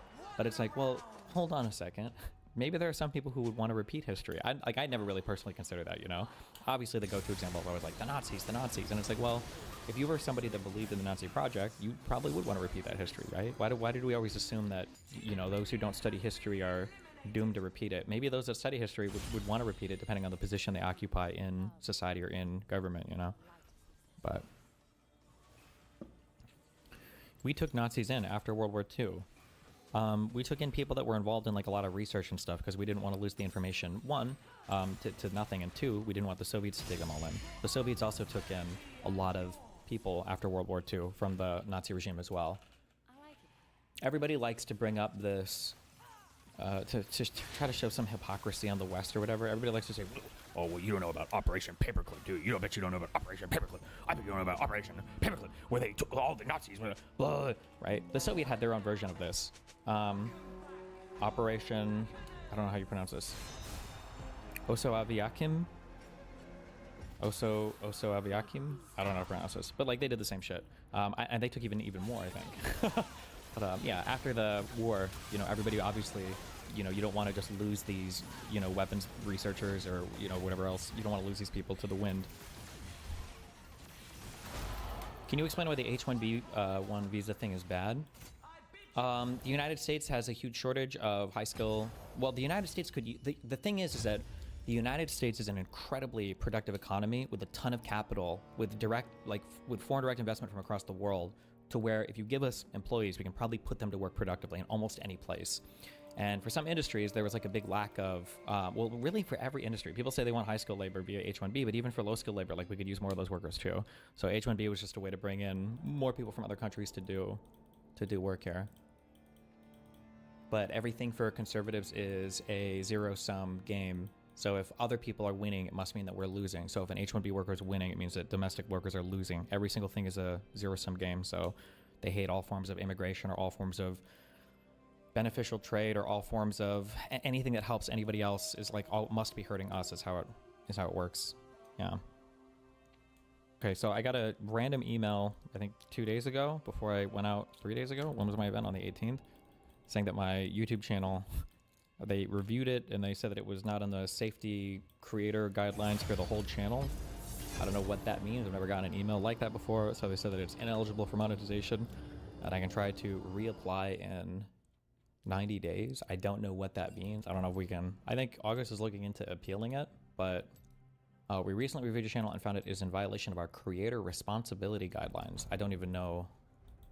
At Destiny, do you acknowledge all the Republicans pushing back against FCC overreach?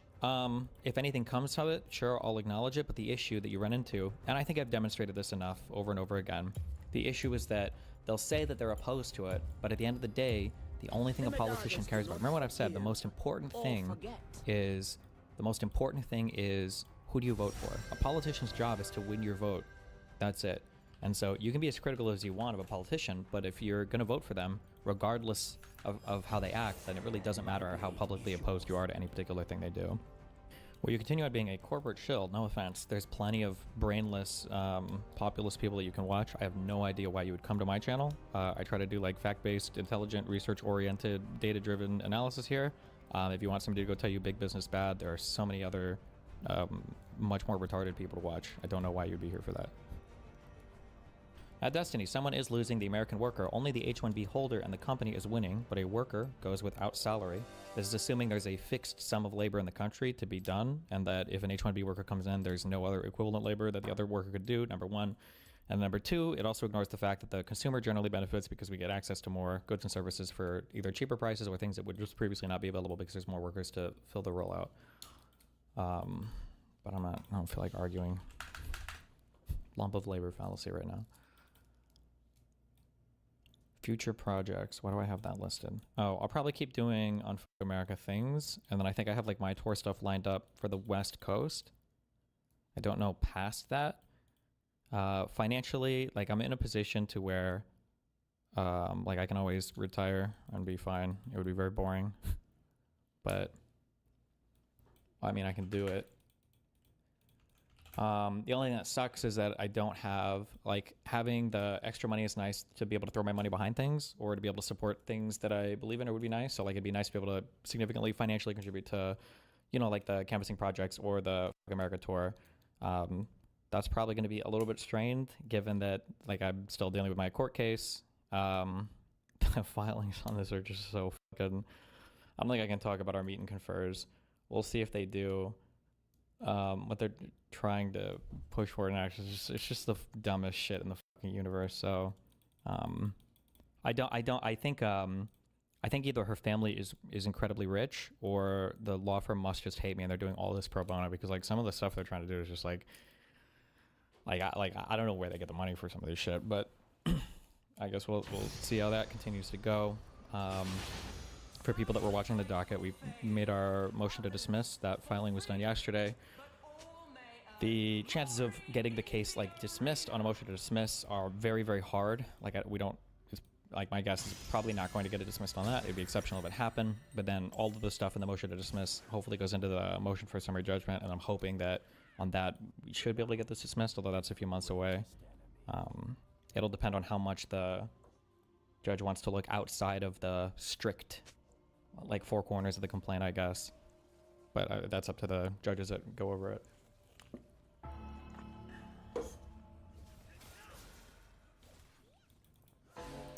Has your experience with the current civil litigation changed your views on how it works, etc.? Not sure if you had any strong views beforehand. I don't know, maybe a little bit. I don't like the thing that I don't like the most, I guess, is just the imbalance behind. There's just like a lot of unique things in this particular civil litigation that makes it annoying.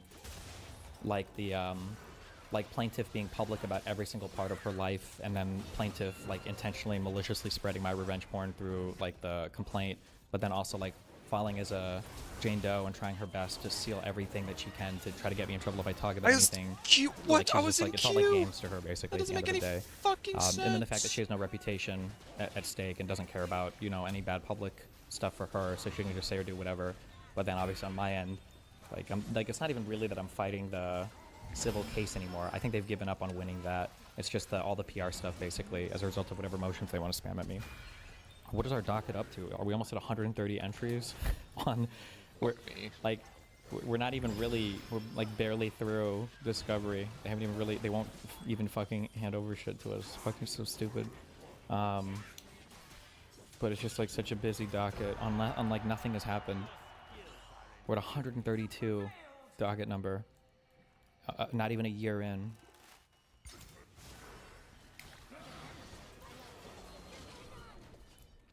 Why do you say low chance? A 12b1 is very different from a 12b6. For 12b1, based on factual attack, the judge has presumed the complaint is true and can actually be a fact finder. There's also precedent for plaintiffs having to prove they have subject matter jurisdiction. Well, it depends. I think it comes down to, I think it's going to come down to how much the judge weighs into the Abby MC being willing to testify on receiving something, even if she has no proof of it, right? I think it's basically what the whole thing will come down to.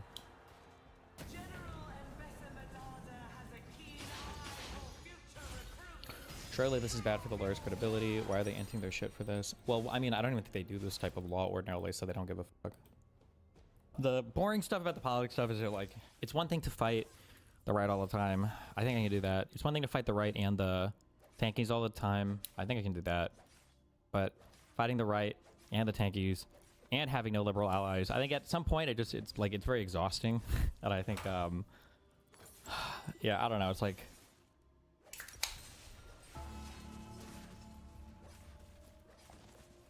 I feel like that plus like the lawsuit stuff plus like it's just like on top of all the random death threats and the weird stalking shit and everything. Yeah, I don't know. I might take like just a politics break or something. I don't know. It's just a lot of annoying shit to deal with, I guess. How'd you feel about Soy Pill doing his meme shit at the event during the Q&A? I don't know why. I don't know why Kyla and Soy Pill decided that they needed to have the same conversation that I feel like we've had a million times before. Like I said, I understand their perspective on things. I don't know what else I can say that I haven't already said, I guess, in regards to my perspective on that, but yeah. Well, you never really go on holidays or abroad. I think I'm lucky enough that I generally like enjoy doing what I do. Like when I come out of events like the debating stuff, like that's fun for me.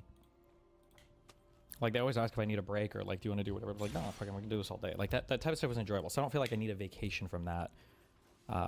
Like I would just do this recreationally.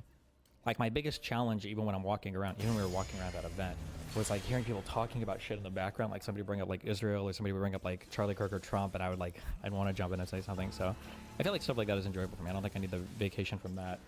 Right now, just the annoying stuff is like, I think the only annoying things right now are dealing with the lawsuit and the demonetization are probably the two biggest annoying things.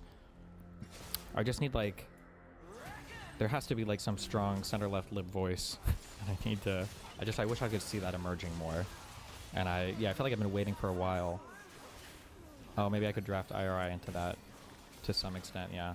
But I want there to just be like a no compromise, strong center-left voice that's not like fucking with tankies or cocking out to some bullshit, just like a strong. Brian Tyler Cohen has been doing a pretty good job too. Oh, and then Mehdi Hassan has been my fucking godsend on Twitter, even if he's a big Israel-Palestine guy. Gavin has been doing a good job, yeah. You ever get nervous at these events? Do I get nervous? I don't know.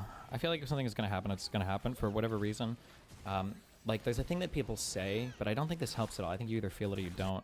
Like, don't worry about things that are outside of your control. For whatever reason, naturally, I just tend to not worry about things that are outside of my control.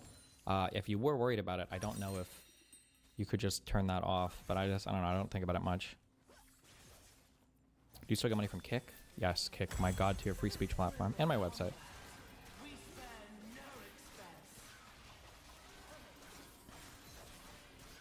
There seemed to be a huge amount of MAGA there, way more than normal at these events. Any reason why? Well, there was a huge Charlie Kirk vigil, and they all came after that. That's why we waited a little bit.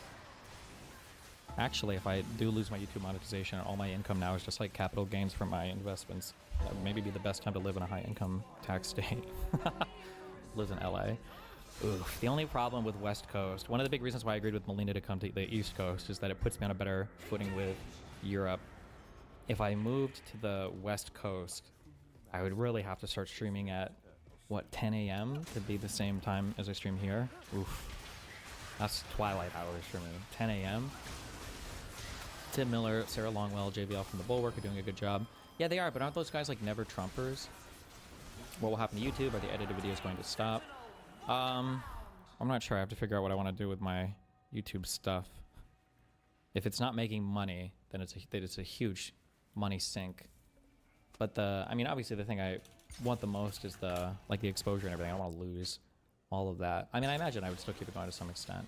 I'm just not 100% sure what that looks like yet. But I'll wait for, I guess, word back from the partner guy, and then after that, if we don't make any progress there, I'll probably like do a tweet to see if I can get a review it that way. And then if they say no for that, then I just have to decide what I want my monthly investment to look like in that. Does it also impact your surrogate channels? Yeah, if you're demonetized on YouTube, you can't make money on any channel. Don't you feel like these college debate types of events are actually sort of a system breaker if they go viral? When you go on Peers or Tim Pool, you're debating on their platforms, on their terms. If you're the biggest lib creator and hosted events, Republicans can just coordinate to not interact. Some debate platforms are hard to ignore and also attract potential new audience. A little bit. I mean, like a little bit, but like the issue is like, one, I don't have a lot of personal enjoyment out of it. Actually, I've always been like this. If you've watched me play like League or if you watch me play StarCraft, I've hated smurfing. It's just not fun for me. I hate the people that smurf too. I think that they're losers. Like anytime somebody hits like Diamond 4 and they can't go further, or in StarCraft they get like Masters and they can't go further, they just like create a new smurf account to go shit on noobs. I think those types of people are losers, and I've never enjoyed it. I've never enjoyed smurfing. So like going to college campuses to just shit on college kids is just so boring to me. I don't mean that like, and I don't try to mean that in a condescending or rude way. I just mean like it's like, obviously I do this professional. I've done it for a long time, and the idea of just like railing a bunch of college kids that are lining up to try their hand at debating me, it just feels like very unsatisfying. I don't enjoy that. And you can get way deeper in a one-on-one conversation with somebody who's, you know, supposed to be more educated as well. I just think it's sad that all the conservatives dodge those conversations as hard as they fucking can. What would happen with your editor since he gets a cut of the money? Well, I'd have to pay them out of pocket, right? Have you watched the Metatron response? No, that guy's a loser. I've looked at his tweets. That guy's just a loser. Like, I don't know what I'm like. I don't. There's nothing to like even respond to. The Bulwark people are all de facto Dems now. The Dems actually tried recruiting Sarah to run for Congress. You probably agree with Tim and JBL on a lot of stuff. Yeah, maybe, but I don't like what I'm tired of is like the. I don't want to call it the imperfect ally, but I'm tired of making these like weird alliances with people that when any major event comes up, we're gonna schism super hard. Like, I would rather just have a bunch of people who, you know, like super align with me politically. Like, I'd rather just do that than trying to like form these weird temporary strategic alliances with everybody. It's cringe. I don't know. But maybe the Bulwark people are more on that like center left shit now. I don't know. Not sure. I haven't watched it enough to know what all their positions are on things. That one woman at the event who was like, I used to be a Democrat and then J6 happened and now I'm a conservative. I'm like, what? That one was wild. I like Luke. He seems like a cool guy. I feel like all of the, am I wrong, or is the Midas Touch network, is that like a network? All those people are like strong center left people, right? But they feel like they generally don't do confrontational stuff or conversational stuff. It's just kind of like covering the news, with the exception of maybe Mockler, who goes out and does the video stuff, maybe, right? Any opinion on the hecklers? I mean, it's lame, but what are you gonna do? Have you tried switching game mindset? You're not playing the debate game, you're playing the political power game. I don't have as much of an interest in that. If I had more of an interest in that, I'd probably try to get involved politically somehow, like running for some kind of office or whatever, although I don't even know what that would look like. But that's not enjoyable. Hold on. That's not enjoyable at all to me. I don't like that as much. Like, I can appreciate the people that do it, and I can like analyze it and understand it, but I don't like to participate actively in it. Like, that kind of stuff is really boring to me. Were you serious about that one heckler dude just hanging out afterwards at a restaurant buying drinks? Yes. He ended up showing up there, yeah. Got that fire video out of it, though. Oh, this shit. You get paid just for having viewers on Kick. I may as well go watch over there and not have any delay if YouTube doesn't give me anything. Yeah, actually, technically, watching on Kick is a lot more, it's a lot more advantageous to me. Kick.com/Destiny, and there are emotes there, so I won't have any on YouTube either forever or for 3 months or until they listen to my appeal, I guess. I feel like there should be a camera facing the crowd to catch people doing dumb stuff. Oh yeah, I keep trying to get. I recommended a guy, but apparently couldn't make it last time. I might just break down my studio downstairs and just like have a mobile kit of stuff. Traveling with camera shit is actually cancer AIDS though. Holy shit, it's so cancer AIDS. I remember I brought what I thought was just enough for like a simple 3 camera setup for this, and it was like so many cases of stuff to have 3 cameras, 3 tripod heads, 3 lights.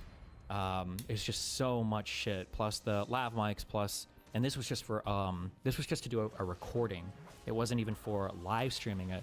If I live stream it, I would also need some type of audio interface, and I would need some type of video interface. I don't know how to bring in. Yeah, I might just do. You need a dedicated dude for that. I feel like at this point I just want to do it because I feel like every time I do some of these events, like shit starts to get fucked. It's triggers the fuck. Out of me, yeah. Yeah, I might just end up doing it. Yeah. How does Chris Williamson do it? I mean, he's in a carefully prepared studio for all of his stuff, right?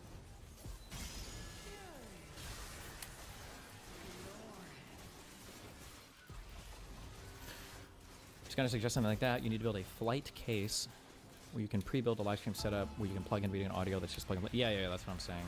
I might do that today just to see what I need for that. Yeah.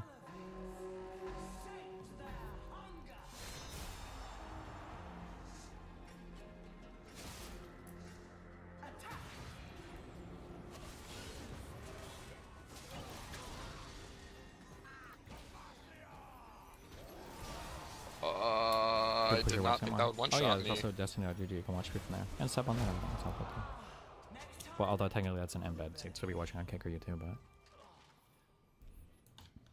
Yeah, the bagging for it is crazy. You really want to find a master photography suitcase. They have modular padding for that. I think the suitcases I already have modular padding because they're the suitcases that come with the,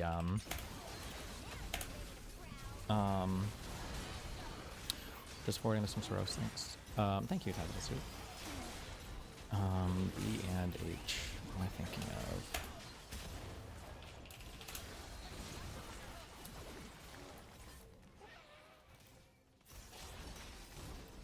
Like, all of these Nanlite cases come with really nice travel stuff. So, like, I have the cases for it. It's just a lot of stuff to lug around. Like, I need 2 big suitcases like this. Or 3. If I'm bringing... Well, no, because I don't need to bring lights usually, at least. Lighting is another huge... But I don't need to bring lighting, which is nice, so... Yeah, I don't know. I'll figure it out. I'm a photographer for the big shit, like lights and tripods and stuff you just rent on location. Or we just do it outside, I think. So, or it's like in an indoor well-lit place. And actually, I can just crank the ISO. Fuck it. Like, I have these, like, I'm obsessed with doing, like, 0 to 400 ISO on every camera. Like, I could, like, these cameras go up to fucking 12,000. I can probably, you know, push, like, 3,000 ISO and it'll be fine. It's a live event. It's not like it needs to look like a fucking, you know, Kubrick film or something.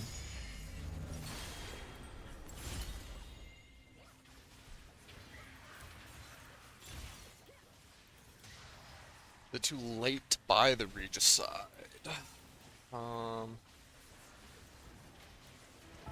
I just use phones plus tripods. Well, I have to figure out a way to route all the video into one thing. We'll talk about that later. That's all techie shit. Okay, so where were we? YouTube demonetization. I'm never like in a problem to where all of the money that I make is for like supporting stuff. So like, I guess if you're watching my stuff and you're thinking like, oh god, he's gonna be homeless, like I can retire and be fine. I have enough money to live off my capital returns, assuming the United States doesn't collapse and all that. So that's not like an issue. It's just like money that I can pour into doing events or supporting canvassing or whatever else. So this is a thing. Future projects. I'll still follow the Unfuck America people around, assuming they have good security everywhere. I have my West Coast events that are coming up soonish. We have security there. For the Unfuck America event itself, I thought it went pretty well. There were some outdoor conversations. I did like a lot of interviews with media people. Then we did the indoor one, which I thought went okay. There were a lot of hecklers. Kind of got kind of crazy.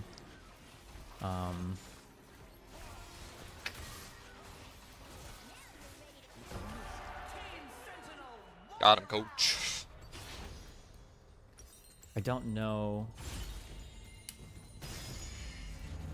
It's really hard when we were like so. You're gonna watch the Decoding the Gurus. They disagreed with your understanding of the tit for tat and Princess Dilemma. Yeah, you can link me. I'll watch that after. Actually, it'd be interesting seeing what they have to say about it. It's very weird how like factually Interesting different, items. we are that like the worlds we live in for some of these people. Destiny, those live streams got great views for a live event. Oh yeah, what on the indoor event? What were my max viewers? I didn't actually check. I actually liked that a lot of people who asked questions didn't know who you were. Yeah, maybe. A lot of weird trans questions. 20k. Oh, shit. 20k, 21k.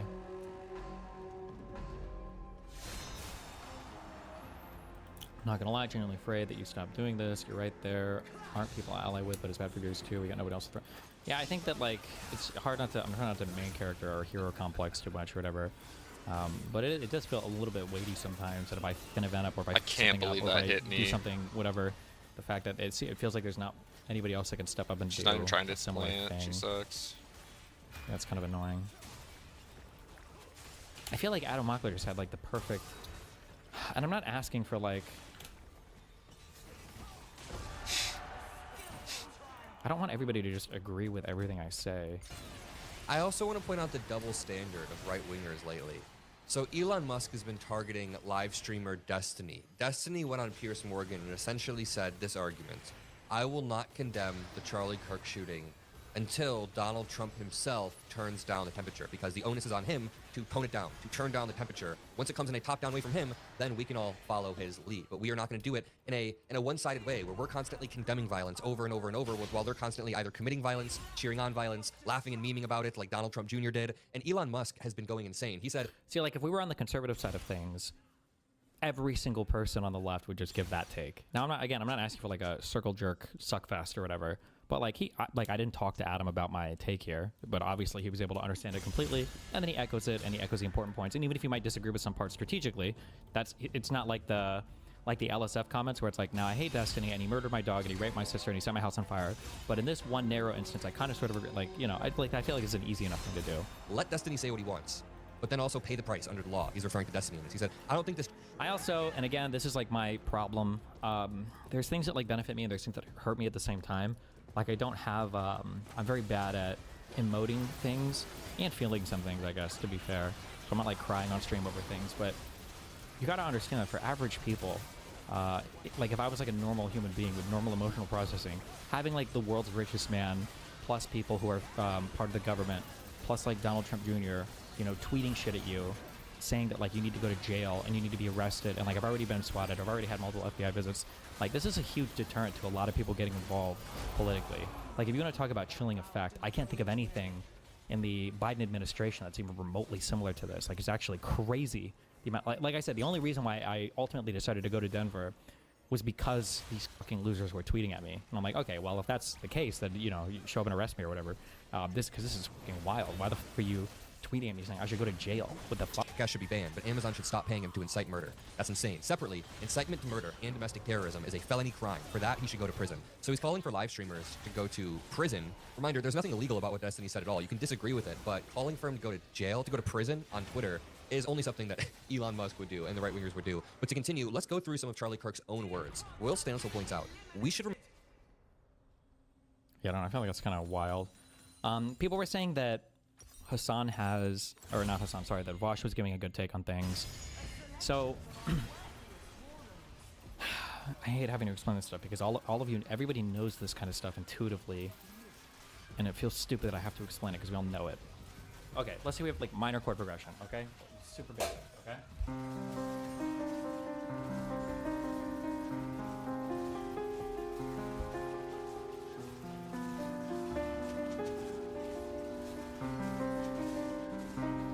Okay, no melody, okay? So nothing up here or whatever, right?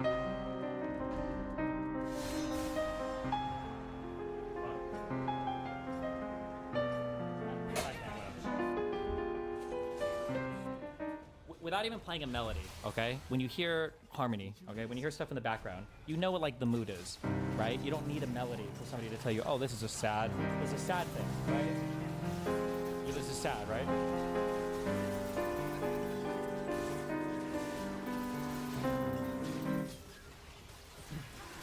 If somebody were to play a melody on top, then you know it's super sad, especially if it incorporates all the sad notes, right? If somebody out of nowhere, if you have like, you know this harmony exists, you know it's here, in the background constantly, okay? You know that. If somebody were to play something major,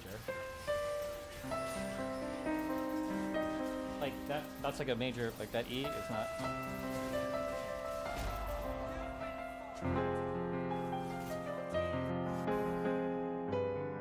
I should have took that to fucking first, goddamn. If I could play better, you would understand better. But the assumption would be that there's some kind of like modal mixture going on, or there's some kind of like texture mixture you're borrowing from minors or majors or whatever. But it's like the harmony overall is like it's a sad song because it's in minor. It's a sad song. You know it's a sad song. A compilation of me talking against political violence. Like I've said this over and over and over again. I'm not worried about making a joke in my community about political violence because I know my community is not a community that supports political violence. I just know that because we talked about it so much, because my intention there and everything is so clear. Yeah, it's just so clear and obvious. But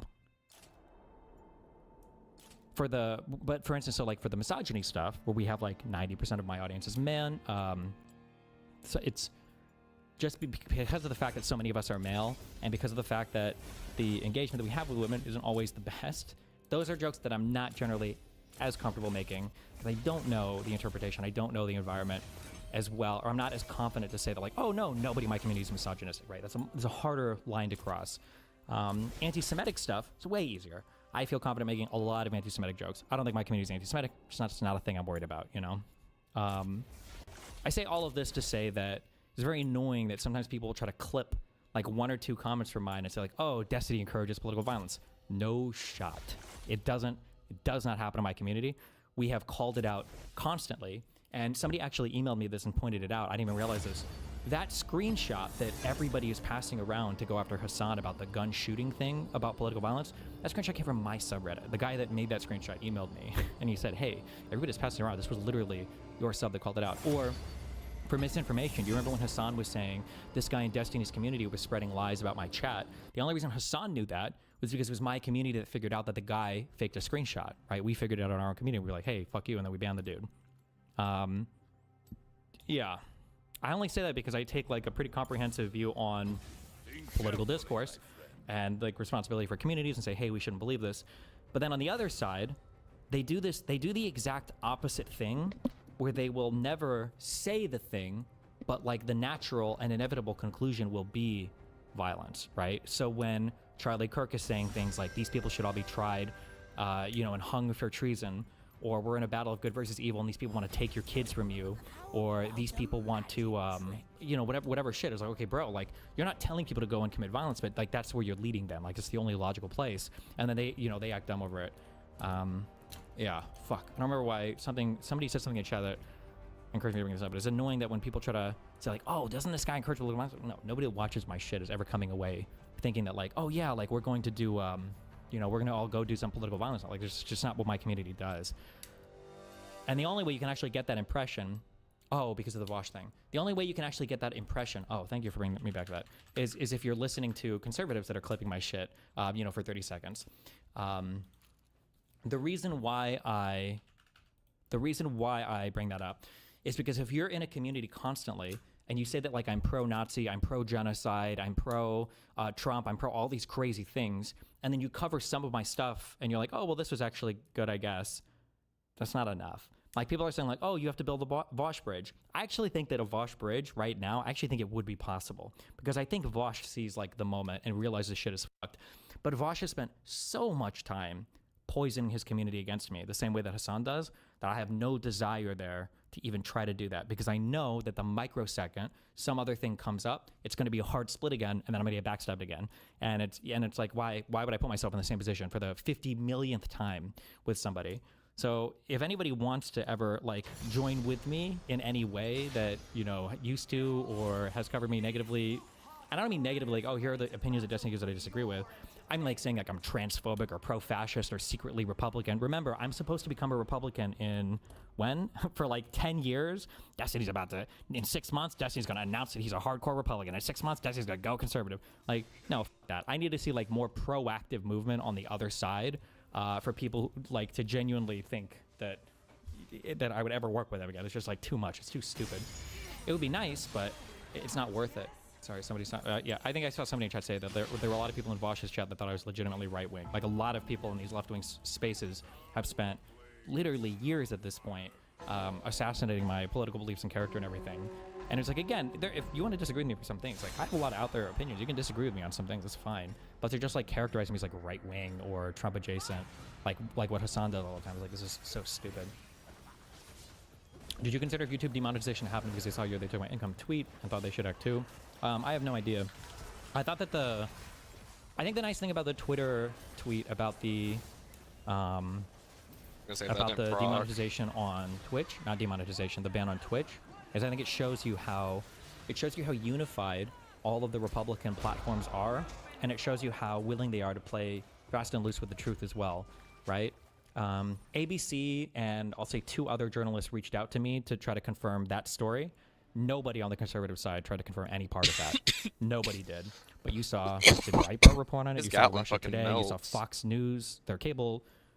Jesse Waters talked about it, right? You saw Elon Musk, Tim Pool, Alex Jones. I've gotten hundreds, probably thousands actually, of DMs at this point. Of death threats, of calling me a cuck, congratulations on losing all your money on like so many different platforms, right? So like you can see how quickly, and then not only is it funny that all of them came out like basically in unison with that story, it's funny because the actual story is the exact opposite, right? That I was banned from Twitch like 3 years ago for transphobic stuff, right? Which is the exact opposite of what they would have said, yeah. Fox News article claims they reached out to you in the last line. Wait, really? Usually I get an email. Destiny did not return Fox News Digital's request for comment. Generally, I'll get an email from journalists asking for confirmation on stuff. Sometimes I'll get a DM on Twitter, but I checked my DMs. I didn't see anything, so. You ever consider trying to get on the debate stage for the first Dem primary presidential debate? All you need to do is pull at 1% or get 70,000 donations. I don't know. Politics is like practicing politics in that way, like as a political figure, is just not my lane. I don't enjoy. I would have to change so much. I don't know if I don't know. It'd be a good meme, but if Dan KK Clancy was really anti-Trump, he would unban you out of spite right now. Yeah, that whole Twitch platform is crazy. What is this? I talked to Jimmy Kimmel the day before he got canceled. The last thing he said to me was to keep the fight going. We're going to fight for you, Jimmy. I'll see you in Valhalla. Based. What more do you want your community to do? I don't really know what you guys can do. I don't have like a way to like aim you guys productively. I mean, if you think that there are important things that are worth defending, then I guess bring up the arguments online. I don't know, like fight with people over it. But at some point, what I really need is like, we can't do everything on our own. I can't do everything on my own. Like I need other large communities to be willing to step up and like have a fucking backbone and not like pussy out of fucking everything, or not spend all their time cozying up to loser fucking tankies because they're afraid of getting bullied. I'm just waiting for those liberal communities to come up. Maybe it's more in like the Mockler space. Maybe I need to start looking in that direction more. Also, I want to be clear. Hold on, actually. I keep saying stuff like this. The Unfuck America people and all those guys do a really good job as well. I feel like I'm kind of throwing them under the bus when I say things like that. I don't participate in the TikTok communities much. And the app for that and like how quickly accounts get banned and have to remake shit is like very cancerous, and like having to censor everything is very cancerous. It's my desire to like engage regularly on TikTok is very low. But those guys have actually stood out for me quite a bit. Like I think Z has put her neck out for me quite a bit, and a lot of the people that are associated with that project have stuck their neck out for me quite a bit. So I do feel grateful for that. I never bring them up. But. Okay, what do we got going on here? You saw what happened to our brother Jimmy Kimmel? I saw that. Wow. I saw that. But I thought, hold on, what's the First Amendment? I thought, oh, never mind. Listen, it depends. But do you understand how powerful that power structure is that pulls all the strings? Yes, I do. Okay. I don't want to get into it. But I just want to know. I saw it. I peeped it. Well, hey. Them people powerful. It's we headed down. Hey, we headed down a slippery slope, Ocho. We headed down a slippery slope because I remember one time that people said, and they made fun of Joe Biden, they made fun of George Floyd, they made fun of a lot of blacks that got killed, and they made a lot of fun of a lot of people that did some things, and that's free speech. That's free speech. Clips are too complex and require context. You need simple messaging. I think my messaging is pretty simple. I think the president should disavow violence. That's a pretty easy, simple message. The only people who make it not simple are people that are mind-fucking themselves more than they need to be. Now, it's an issue. Like I said, look, it happened. I mean, and I had to queue like right after. We have some time right now. Well, these next 8, you got to be on your best behavior the next 3 years. You got to be on your best. I mean, kids getting kicked out of school. Kids getting kicked out of school. Your passport's getting redeemed and all this kind of other stuff. I'm telling you. Yeah, and some people are like, oh, that ain't nothing. Boy, that's how it starts. What you do is that you sow distrust with your institutions. That's the first and foremost thing. Now, the only truth.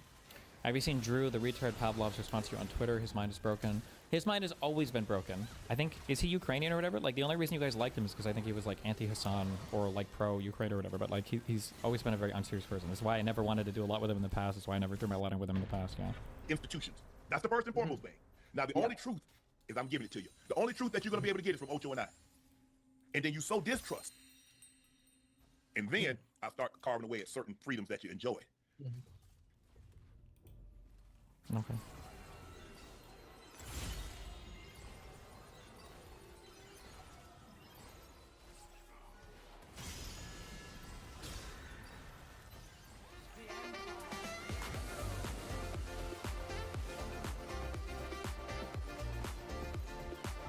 When you think of Mark Zuckerberg, I bet you're not thinking of his top-tier showmanship. And I think that is a crime. He is so slept on when it comes to his talent as a performer. He is like Penn and Teller, but for technology. The way he is able to, convey his electrifying personality to the audience, to get them on the edge of their seats, eating out of the palm of his hands with his really high-octane and fun tech showcases he likes to do. And let me tell you, he is no stranger to things going tits up during these demonstrations. In fact, I don't think I've ever seen a Mark Zuckerberg-fronted meta showcase that goes according to the book. And there is nobody less equipped to handle that than Mark Zuckerberg himself. So yesterday, or it might have been 2 days ago, I already can't remember, he was doing a showcase for his new Meta glasses, and nothing was going right. But you wouldn't even know that with how smooth he plays it off. Really proud of this. Maybe let's make, I don't know, what should we make? Maybe like a steak sauce, maybe Korean-inspired type thing, just to show what the live AI is like. Yeah, let's try it. It's not something I've made before, so I could definitely use the help. Hey, Meta, start live AI. Starting live AI. Whew! Close shave. We've passed the first obstacle. Having Meta respond and the live AI assistant agreeing to take part in this demonstration without any kind of rebellious undertones. Mark Zuckerberg can breathe a huge sigh of relief. And his sidekick that looks like Seth Rogen, well, for him, the torment is only just beginning. I love the setup you have here. But the invitation came from the king, right? Let me take you through my thinking process. Yes, of course it is. But so you have solved the king. But do you believe that women can have a penis? I've explained that I think the vast majority of people have the same gender. Not people, women. Well, there are men who want to change and women who want to change. Right. But can women have a penis? So what I'm saying is... Well, can they all right? Listen, I'm asking Why are you question. State visits by world leaders are a ceremonial exhibition of the very best the British state can mobilise. There's palatial grandeur, royal pomp and military tribute, all capped by a glorious state banquet, with the king to cement alliances and mutual respect. Well, Donald Trump's visit this week is steeped in historical significance. He's the first leader to receive the honour twice. You might wonder who on earth could possibly choose to miss out on playing a role in such a momentous occasion. The answer is Sir Ed Davey, leader of Britain's third biggest party in Parliament, the Liberal Democrats, who rejected the invitation and joins me now. Sir Ed, great to have you. Your uncensored debut. Yeah. Been a while since we had a chat. Yeah. You're boycotting the state dinner. You're not the first Liberal Democrat leader to do it. I think Vince Cable and your predecessors did the same thing last time. What's the point of your boycott? Actors, we can make you believe we know what we're doing, when in fact, we do not. Whoops. I have no idea what these buttons do. I've never driven a stick in my life. Not my hardest roll yet. Small business owner, because I have no idea what I'm doing. But GoDaddy Aero does, using AI to build a logo, website, and social content. Walton Goggins goggle glasses. Talisman. If your goggles ain't Goggins, they don't belong on your noggin. Talisman. With GoDaddy Aero, it's like you know what you're doing.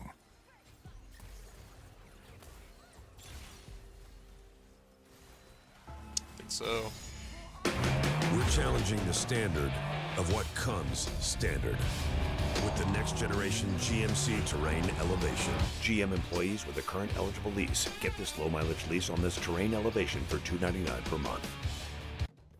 Let's be clear, I actually think the state visit of Donald Trump should happen. Indeed, I argued it, I think, as the first British politician, even before that famous moment in the White House when the Prime Minister gave the invitation from the King to Donald Trump. So I'm absolutely pleased that he's here, because we need to influence him in any way we can with this, the pomp and ceremony that you're talking about. And I had every intention of going, partly because I respect the King so much, and I've had the huge honour of going to these events on a number of occasions before. But I also know from those events you don't get to talk to the visiting head of state unless you're on the top table. Now, here's a secret, I've never been on the top table. And what changed my mind was over the summer, when I kept seeing what's happening in Gaza with the children who are starving, and you can see the skeletons with the children who were killed queuing for water, and indeed with the emaciated hostages paraded by the appalling Hamas. And I just kept saying, I'm talking to my wife and saying, I've got to do something. And I've been raising it Prime Minister's questions, because I think our government's not done enough. But Donald Trump is the one man in the world who could do something.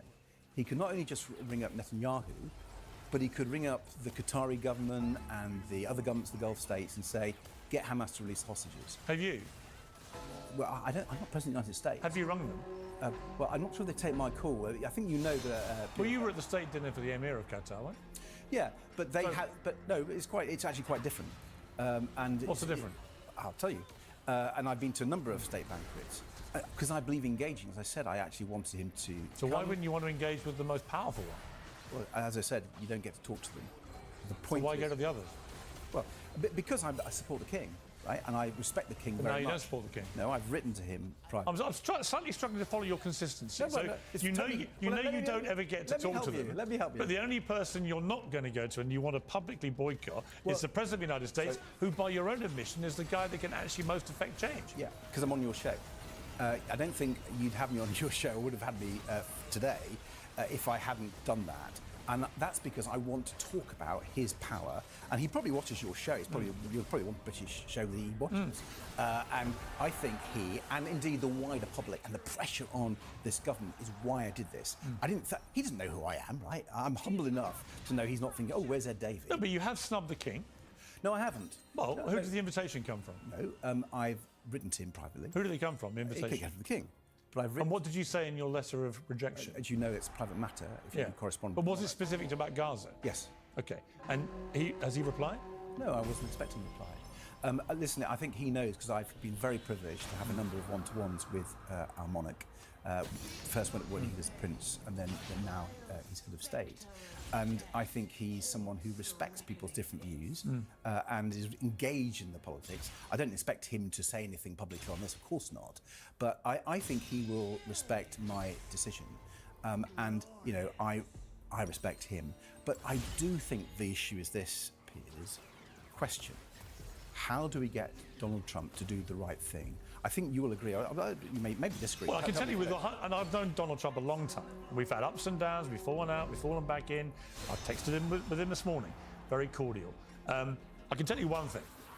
The leader of the Liberal Democrat Party in the UK publicly boycotting the state dinner. He won't care. No. The only thing he'll think when he sees it is, well, A, he'll say, who is that guy? Then he'll say, he's boycotting me. It's all about me. He's whacking me. Big negative tick against the UK. That's all he'll think. Well, a top UK politician is trying to make a name for himself, getting on the media. You just said, you're on here because of this, getting on the media to make a point against me, Donald Trump. You know what he's like. Everybody knows what he's like. I would have absolutely, if you'd said to me, how should I do this? I would have said, go to the state dinner.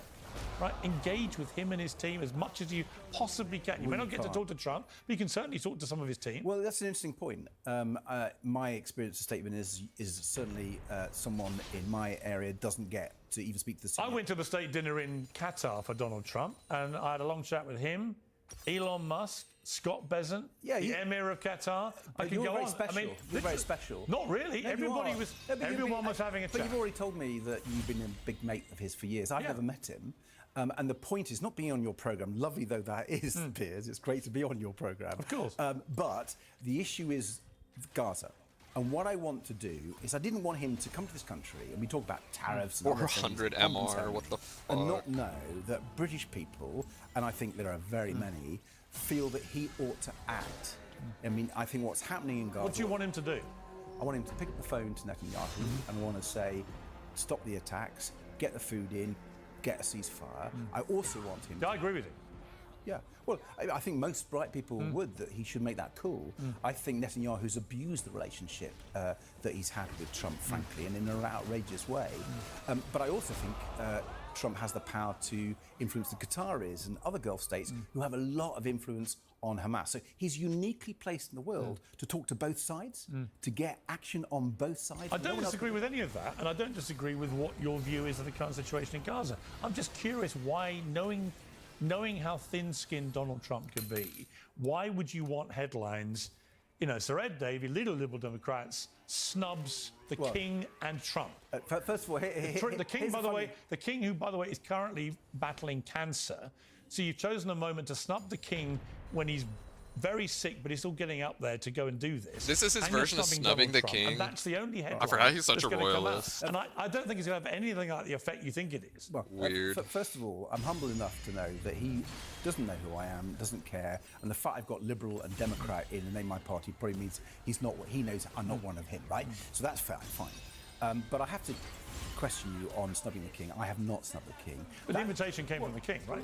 Let me take you through my thinking process. Yes, of course it is. But so you have snubbed the King. But as I told you, I've written to him in private, and I've had the real honour of meeting him on a number of occasions. Did you apologise in the letter? Let me. Did you apologise? I did say sorry. I wanted to come. Let's be clear. But for the reason I set out, that I didn't feel I could accept the invitation this time.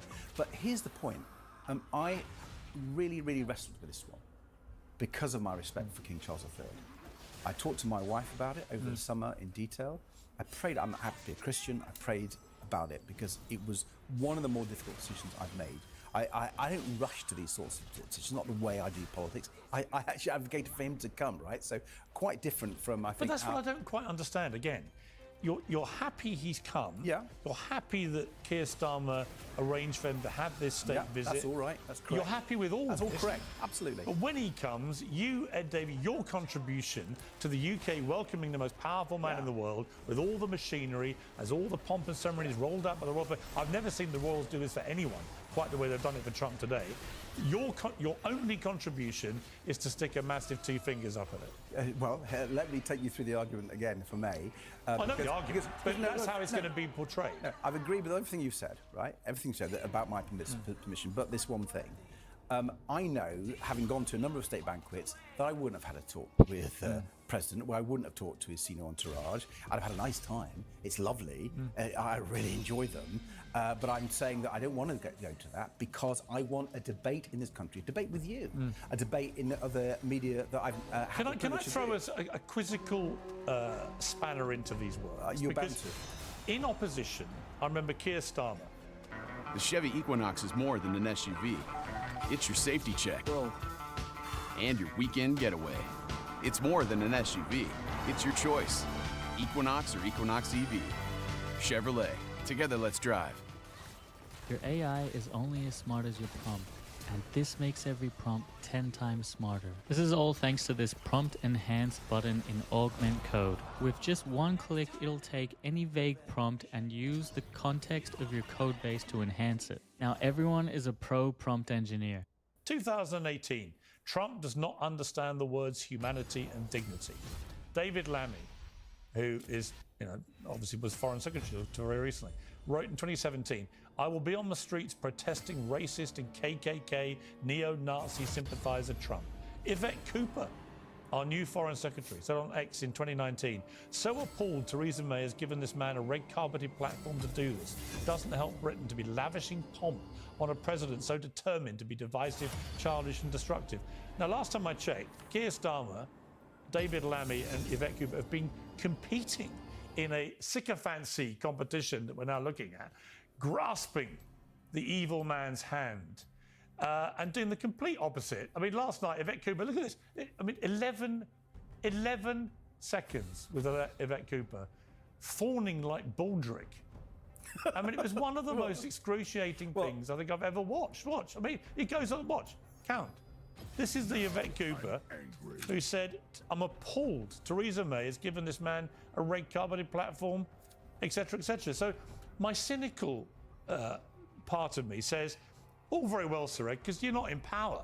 But if you actually were in power, would you just be another one of these turncoat toadies who would suddenly abandon all their thoughts about this and say, oh, President Trump, let me grovel for you? Yeah. First of all, I'm not here to defend the Labour government. They can, it was nauseating, don't you think? Yeah, well, they can speak for themselves. 11 seconds? Here's my point as leader of an opposition party. My job really is to influence the government of the day. That's my job. Right. Because they're the ones who have the conversations, the meetings with President Trump. And I want them to raise the issue of Gaza. I want them to raise the issue of the hostages, because he has the power to get the hostage release and to end the humanitarian crisis. And therefore, this is my way of trying to put more pressure on the government. I've done it at PMQs, I've done it in Parliament. I think in the media, coming on your show and other things helps ratchet that pressure on our own government. That's the way I think opposition parties, responsible opposition parties, behave. And to those who say it's just an opportunistic PR stunt, Sared? Well, I disagree with them entirely. If they knew me and knew how hard I've wrestled with this, they wouldn't say that at all. Do you like Donald Trump? No. What do you dislike about him? Well, I don't know him as a person. You're the one who knows him as a person. The bits that I don't like are his policies. Particularly, you know, I'm a British politician. My job is to look after my constituents and our country.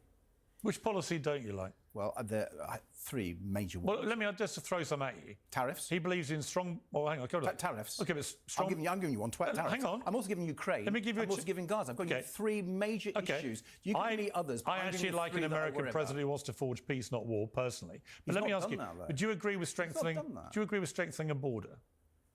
Yes, of course. Do you agree with fewer foreign wars? But they... Hang on. Do you agree with fewer foreign wars?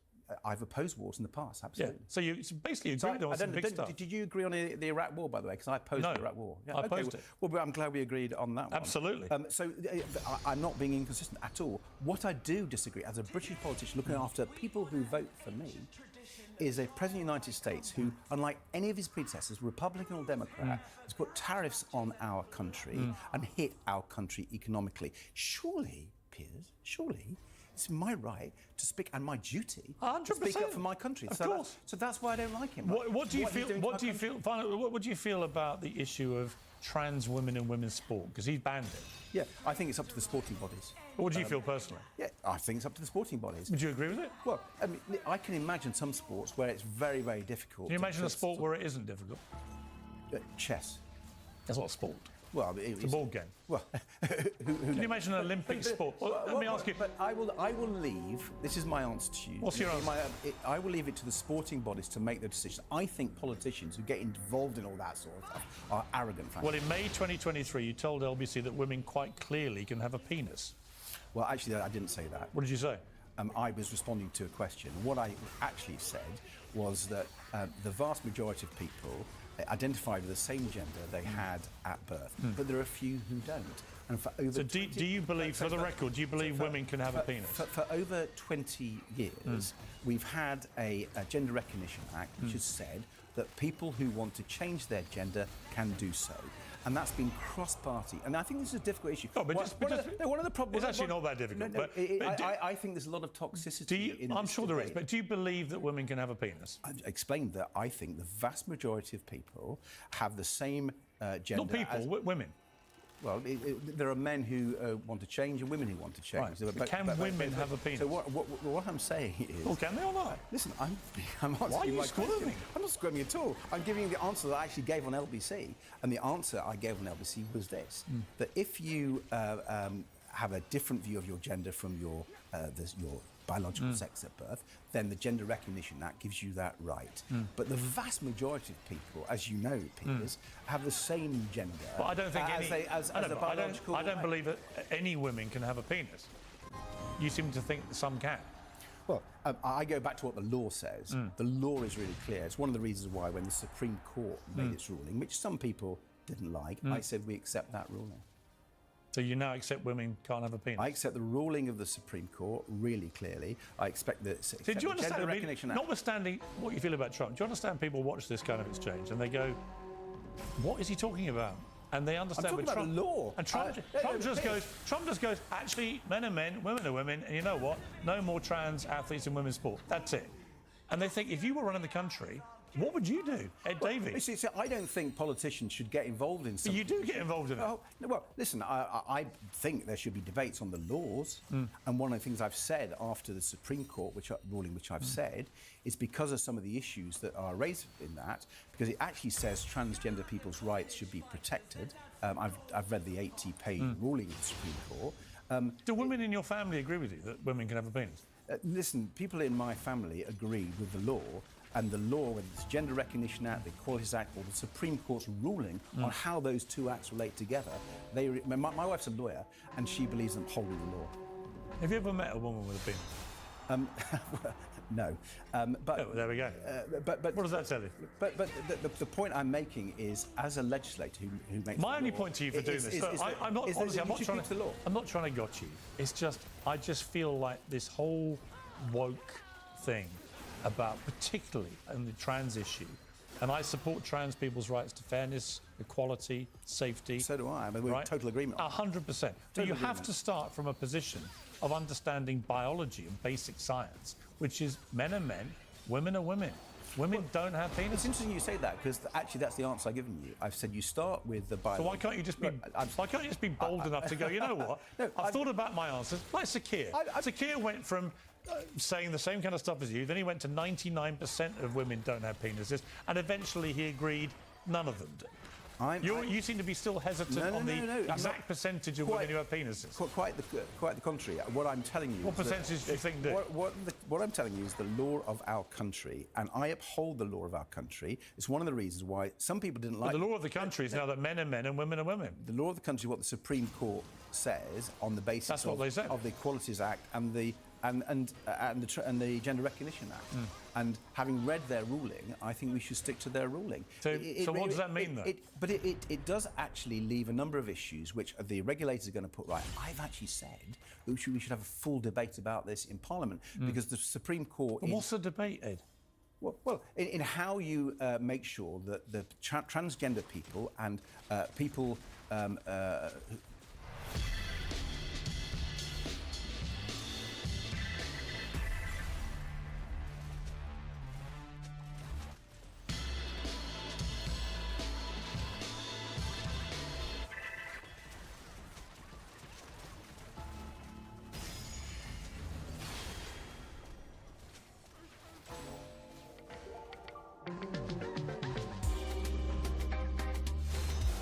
That sun-drenched breeze, that... Women and men who don't, whose biological sex is the same as the gender they have, that their rights should be debated to make sure we uphold all people's rights. And one thing I'm sure you agree with is we want a society where we don't have toxic debate, where we look after all people fairly, just as you said, and I completely agree with what you said about Trump. Do you know what creates toxicity, though, when you think that it's OK for biological men to compete in women's sport or go into women's spaces? Well, I think that is toxic to many women. Women are like, hang on. But I also think you should bring in the sporting bodies, don't you? No, I think you just do. Well, I think there's a reason. Why do you think we separate the sexes in the Olympics? Well, I think the Olympic authorities with the sporting bodies should make these But why decisions. do you think we separate them? But the sporting bodies do, and I uphold that. Yeah, but why is the Olympics men and women? Because of they have different attributes, and the point is. So well, the point. So do you accept that men have a superior physical advantage? Of course they do. Well, isn't that the answer? Well, but sporting bodies sometimes say this. But if you were Prime Minister, why wouldn't you just tell the sporting bodies, this is what we're doing? See, what people want and why people gravitate to Trump. They may not like him personally, they may not like the way he says things, but they quite like Trumpism in the sense of the common sense kind of view he has of these things, where he just goes, this is obviously ridiculous. Men are men, women are women, and no, you can't have trans athletes in women's sport. And people voted him. But here's the thing here: people, having thought about Trump for 4 years out of office, then voted him back in bigger numbers because actually that kind of went, yeah, that makes sense. And I look at you and I think, here's a guy, career politician, desperate to be Prime Minister one day, or why bother? And when I just ask you a basic biology question. I talk about the law. I know, you sound like you're floundering over it. No, I'm not floundering at all. I'm just talking about the law, and I thought surely that's what you would expect a lawmaker to do. But the law is clear now in this country. It's settled. Yeah, and I've said we support the Supreme Court judgment. But when I say to you, can women have a penis, you should just say no. Well, the Supreme Court judgment actually it has different interpretations, and we need to make sure that in Parliament we discuss. But the interpretation I make from your refusal to say that is that you think they probably can. No, I think that's wrong to draw. So they don't. It's wrong to draw that conclusion. What I have said is the Supreme Court has explained. Why would he take that?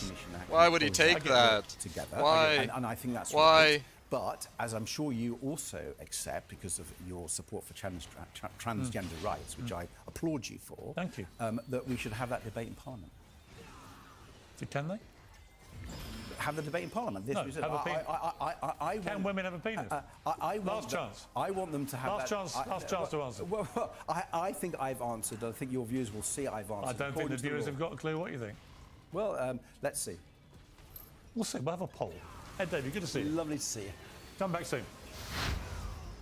It's not just how the news is told, but what's left out, which concerns me. And when a friend in the business recommended I try ground news, I gave it a go. But honestly, I was impressed. It does something brilliant, which most news platforms are afraid to do. It's an app and a website that lines up coverage of the same story from across the spectrum, left, right, international, and lays it all out. It's in the pool of your 40% discount to the unlimited.com/peers. If you're stressed about back taxes, miss the April deadline, or your books are a mess, well, don't wait. The IRS is cracking down. Penalties add up fast, 5% per month, and up to 25% for not filing. Tax Network USA can help.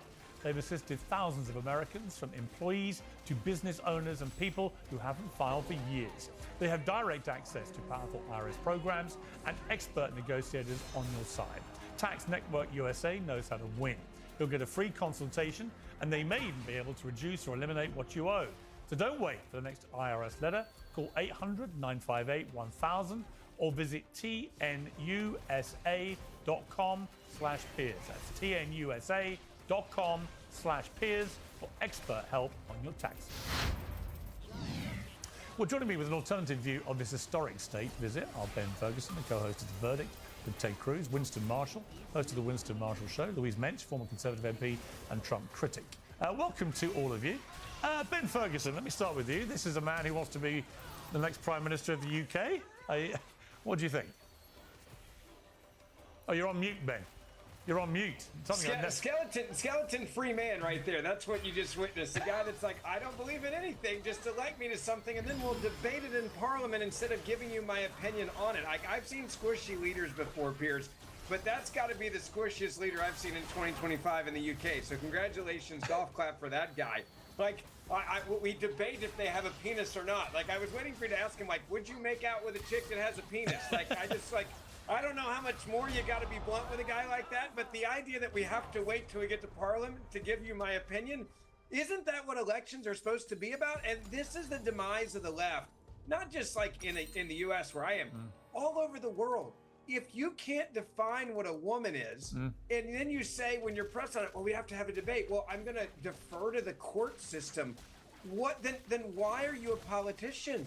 What is the point of voting for you? And also, I do think, and I'll bring Louise in here as the, I believe, still self-identifying woman. You know, that was sort of fascinating to watch Ed Davey squirm so much and to still refuse to just come out and say it, even though it's now settled law In the in heated UK. politics debate and fucking. And this guy, you know, he does want to be prime minister. The Twitch What did you chat, or make the of it? Well, league chat. this is the Liberal Democrats, Piers. No fence left unsat on.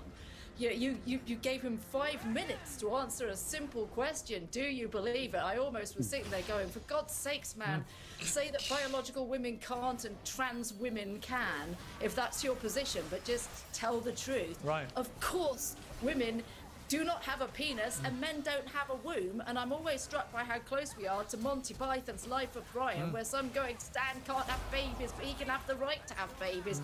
I really hope President Trump wasn't watching that part of your show, because what is he going to think? I was cringing, to be quite frank with you.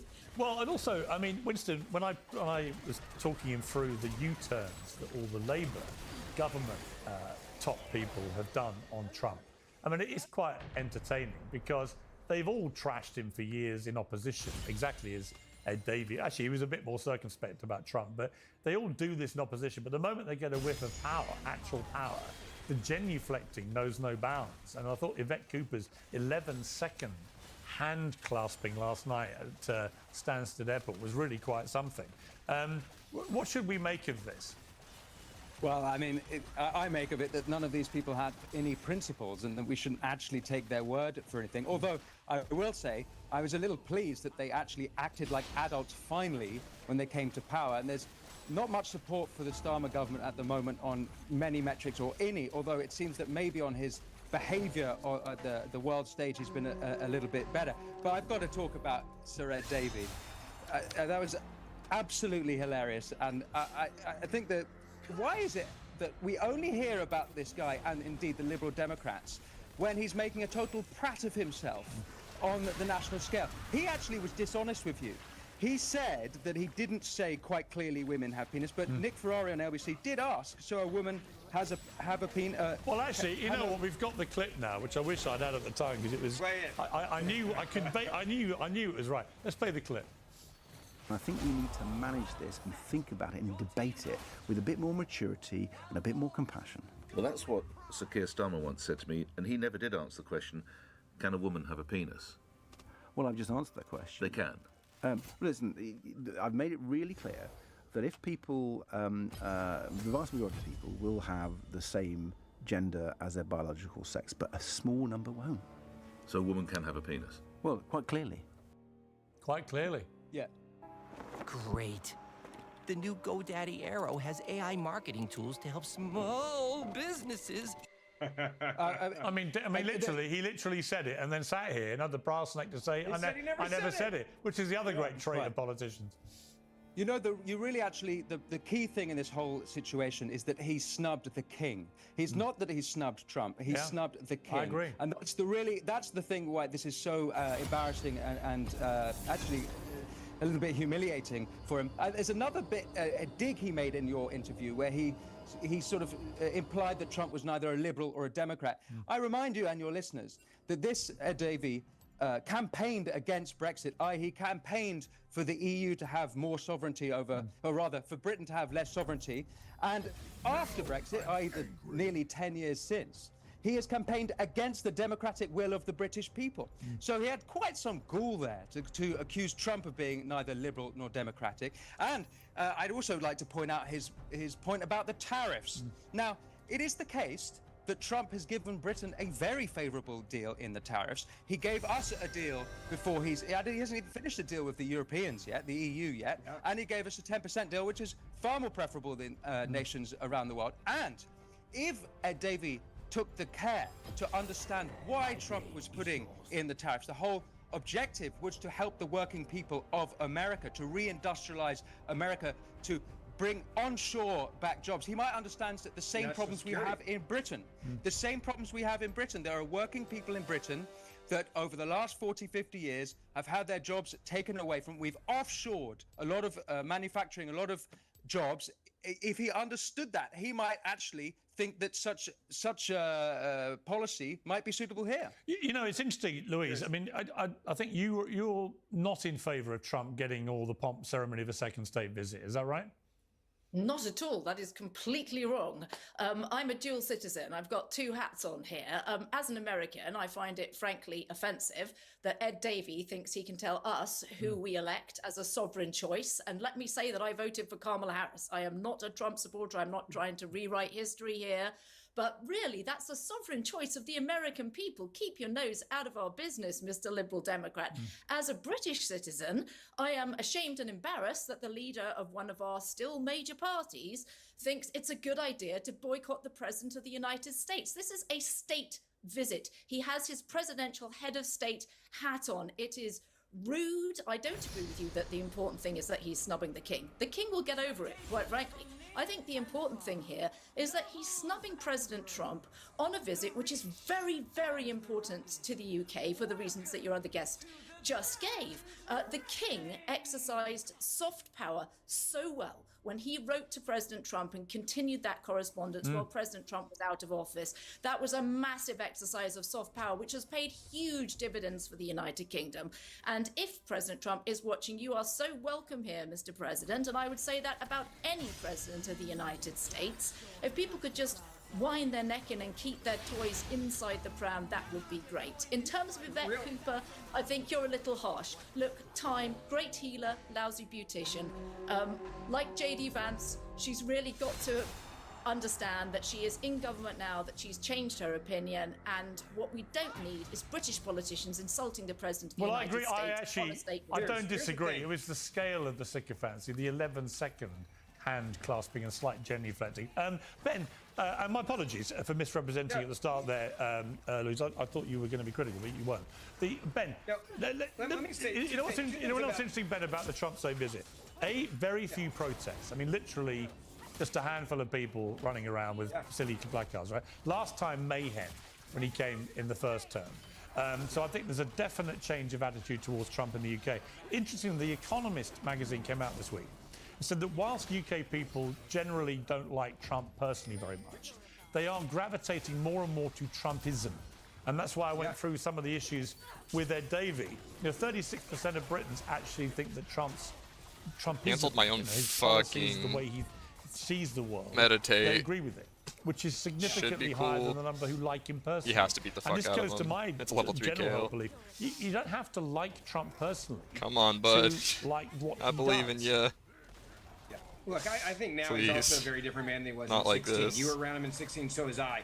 I think he's looking at the world differently. I think he's got the right people around him that are helping him. I think he genuinely wants to make sure that we're not starting wars, but we're making sure that people are safe and people are free and that people can say what they believe in and disagree with and have a grand debate. I also think that he understands that you need to have great relations with countries like the UK.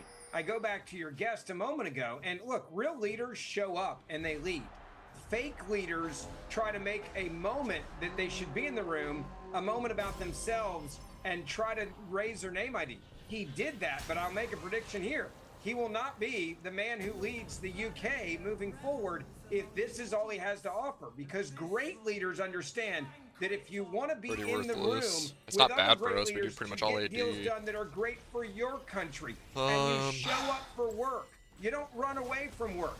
This is, I would argue, one of the biggest nights of work for both countries. Honestly, you get armor in that boots might room, kinda go you talk hard. to each other, you build foreign relationships with one another, and then you have the groundwork and the foundation for other great things moving forward. And by the way, we don't know when the UK and the US are going to have to be like this on a national security issue again, like we were after 9/11.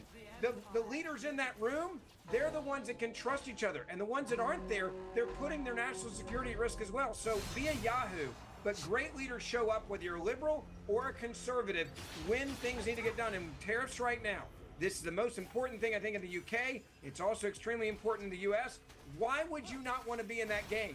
If I you're a agree. I mean, the politician, other... get in the damn game Yeah, I or agree. quit your job. The other thing, Winston, I think I'm really exercised about, and I hope this comes up during this visit from Donald Trump, but also Keir Starmer, is free speech.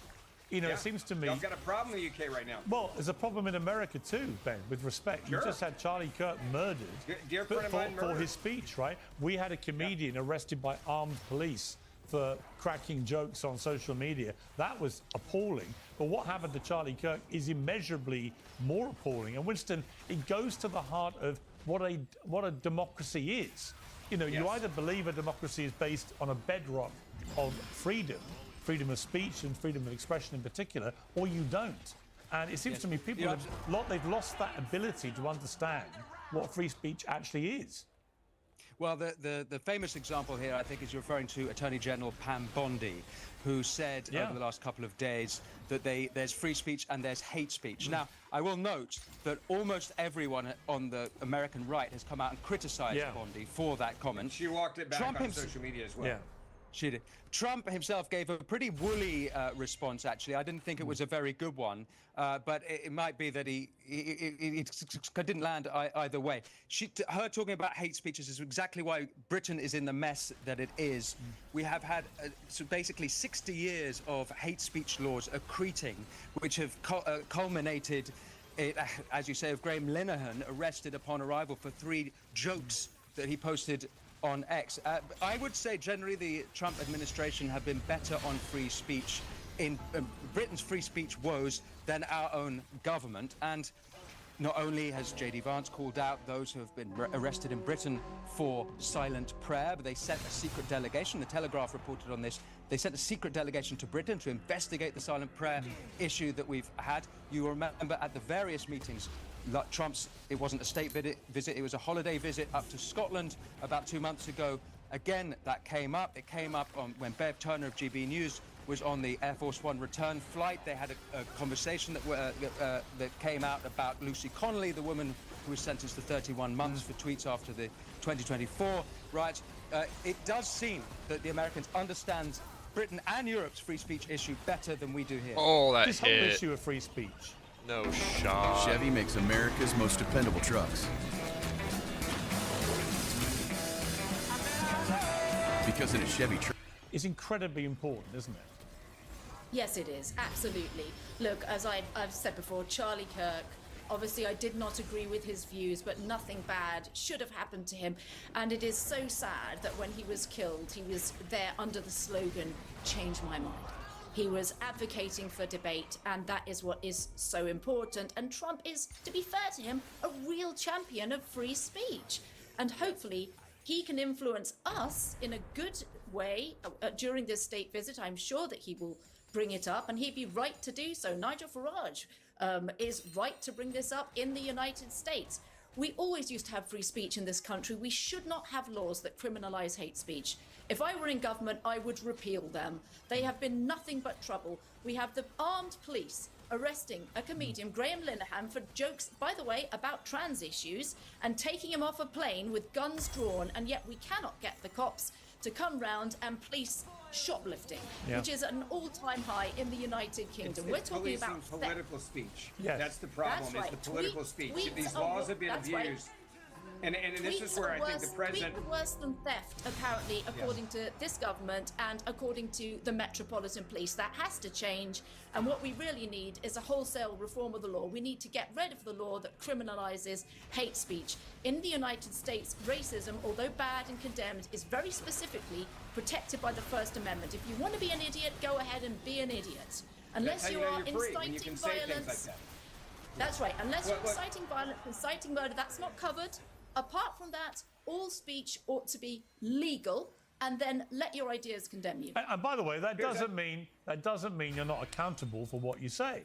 So if you're a teacher, and you want to glorify in the murder of a young man, it may be that your school board decides you should not be a teacher, and most people would agree with that. That's called accountability. Free speech is about it's accountability for your actions, but that applies not just to your speech, but to your general behaviour and actions. My panel, I thank you all very much. I'm glad you were here to witness the interview with the man who would be our next Prime Minister. It was... And Piers, I just want to be clear. You do know that women don't have penises, right? I just want to make that very clear. I think we're all clear, but I'm fairly sure that the leader of the Liberal Democrats is a little confused. Thank you all very much. Yeah. Piers Morgan Uncensored is proudly independent. The only boss around here is me. If you enjoy our show, we ask for only one simple thing. Hit subscribe on YouTube and follow Piers Morgan Uncensored. Figure out how to remove the red string in no time, but someone who doesn't enjoy thinking might spend all day without finding the solution.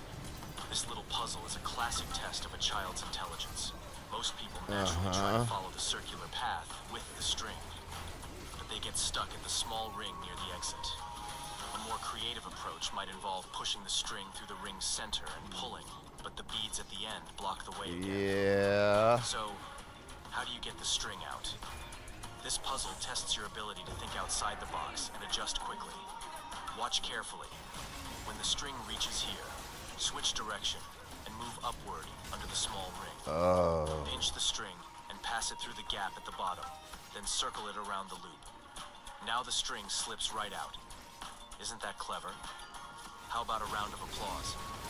If this is an intelligence test, I would be...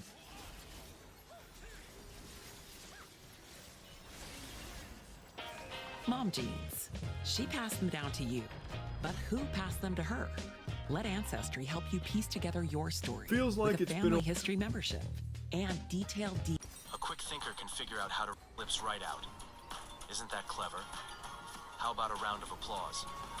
If this is an intelligence test, I would be declared as stupid. Quick thinker here, I'd snap the puzzle in half. Strings free and puzzle beaten. A quick thinker would think to break it because they were thinking quickly and not thoroughly. My first thought was, this thing looks like it could break easily. Untie the string. Gay. I would have just break it. How to remove it by sucking this D. Hey, nice tits, buddy. And send. And next YouTube short. Is a police badge bulletproof?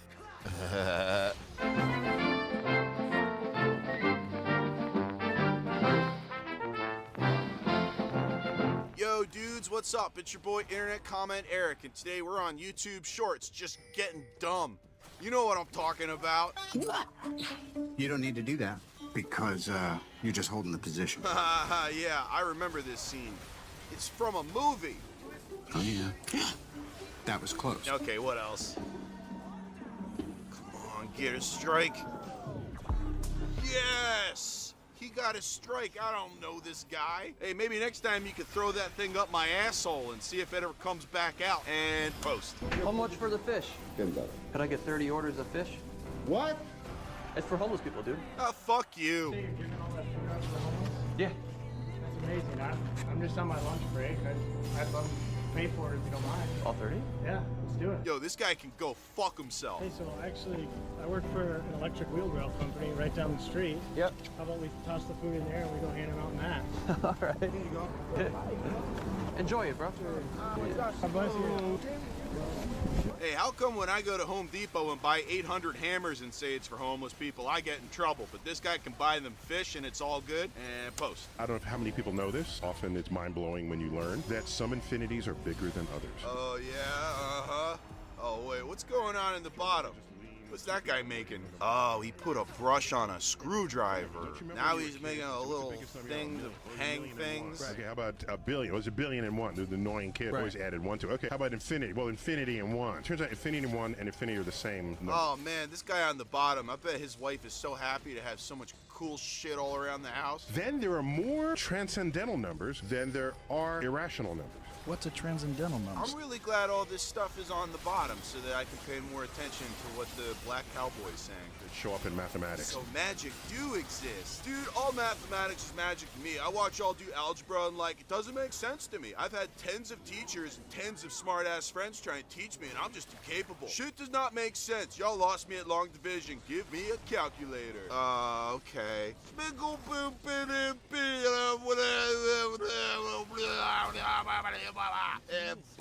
If your neighborhood suddenly disappeared, you'd want answers, right? Yeah. Let's dive into the enigma of Roanoke. Okay. In 1587, over 100 settlers made Roanoke Island their new home.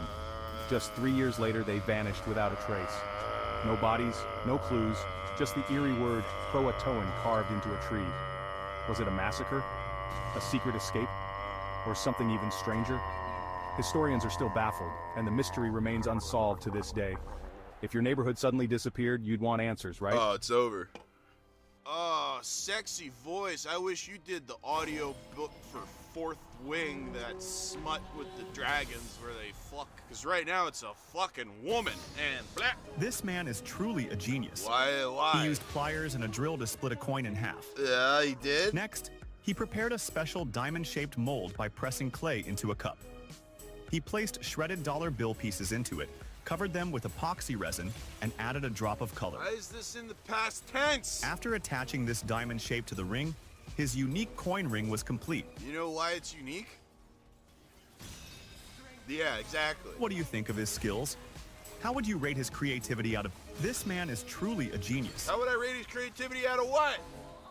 You didn't finish. Very interesting work, sir. Bravo. Is there any way I can contact you directly? It's business related. I think it's creative. How to say good job and then he has a good heart. It's not genius. It's creative. Oh, me too. Thanks. Hey, what do you want from me, huh, pal? What is this? You trying to sell me a ring? What do I look like, a fucking mooma? I ought to make you into one of these rings, you fucking guy. You all my granddaughter's eyes. I'm gonna get that ring and weld it around my coglione. And port. Oh, man. I'm hungry. Oh.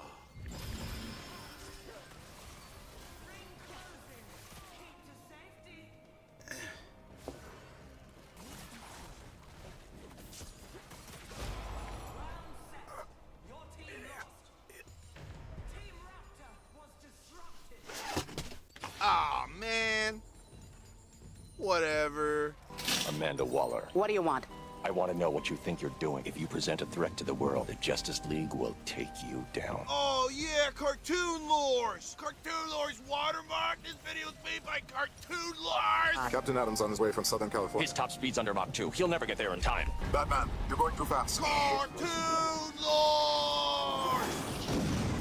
Cadmus is right to be scared. The human race wouldn't stand a chance. We'd never go there. It isn't in our nature, and nothing can change that. Cartoon Lords! Beef processing day. Yes! So on a front quarter, some of the cuts that you would see are rib steaks from the rib section. We have the chuck. All right, come on, Eric. Remember all this so you can bring it up at a party later. So that's just a few cuts you can get from a beef front and a beef hind quarter.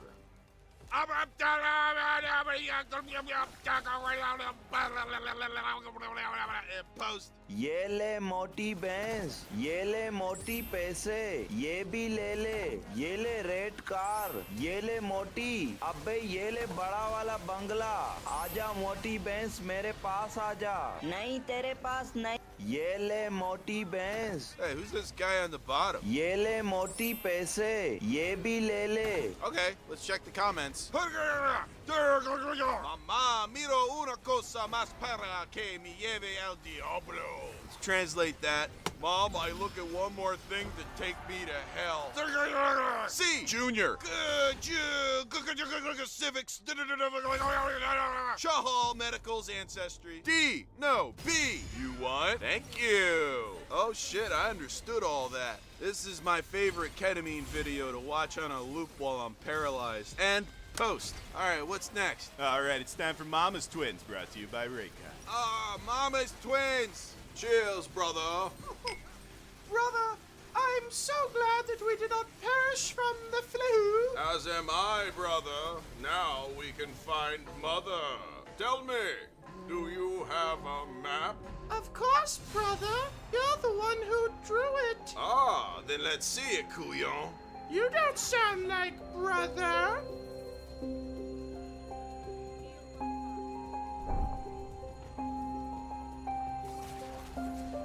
That's because I'm your other brother. Brother. Oh, no! Brother! And I don't want no map to Mama. I want those Raycons. You mean these? No!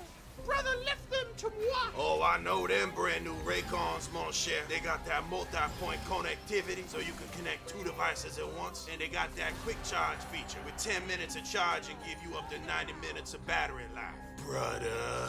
Yes, and you can buy your own at buyraycon.com/bigmoney for 25% off site-wide. I like to listen to Lauryn Hill while I joke, and they don't even fall out of my ear. Look how snug and comfortable they are, evil brother. Where? Now give me that protective case. I will not. I love my Raycon protective case from buyraycon.com/bigmoney for 25% off during their holiday sale. I won't give it to you. Very good.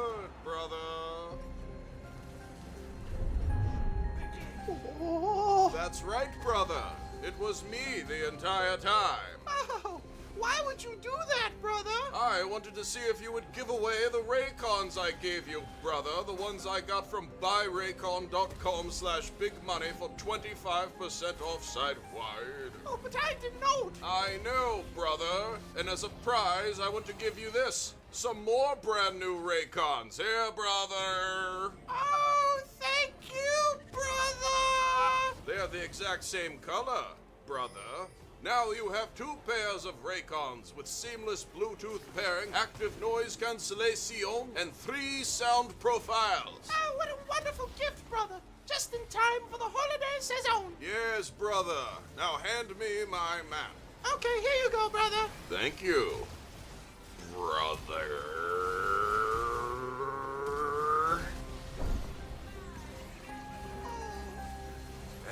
Like the spider said to the fly.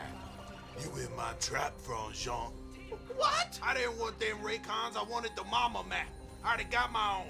They sound just as good as other top audio brands at half the price. Plus, they got a 30-day happiness guarantee. And I guarantee you one thing, brother. What is your guarantee? I'm gonna get what mama owes me.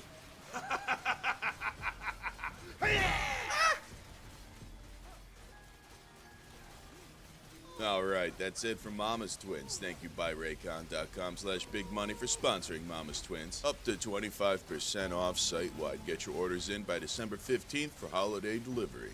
Well, that was a pretty long short. One full builder's cup of basmati. Who measure rice with builder's cup? That's not real unit. Ooh, Uncle Roger, no way. That's a lot of saffron, Jamie. Hiya. Get him, Uncle Roger. Just use rice cooker. It's cheaper than saffron. My rice cooker's name is Jorge. I kidnapped him from a farmer's market, and I keep him chained to my countertop where I never use him. And post, in fact, his shorts.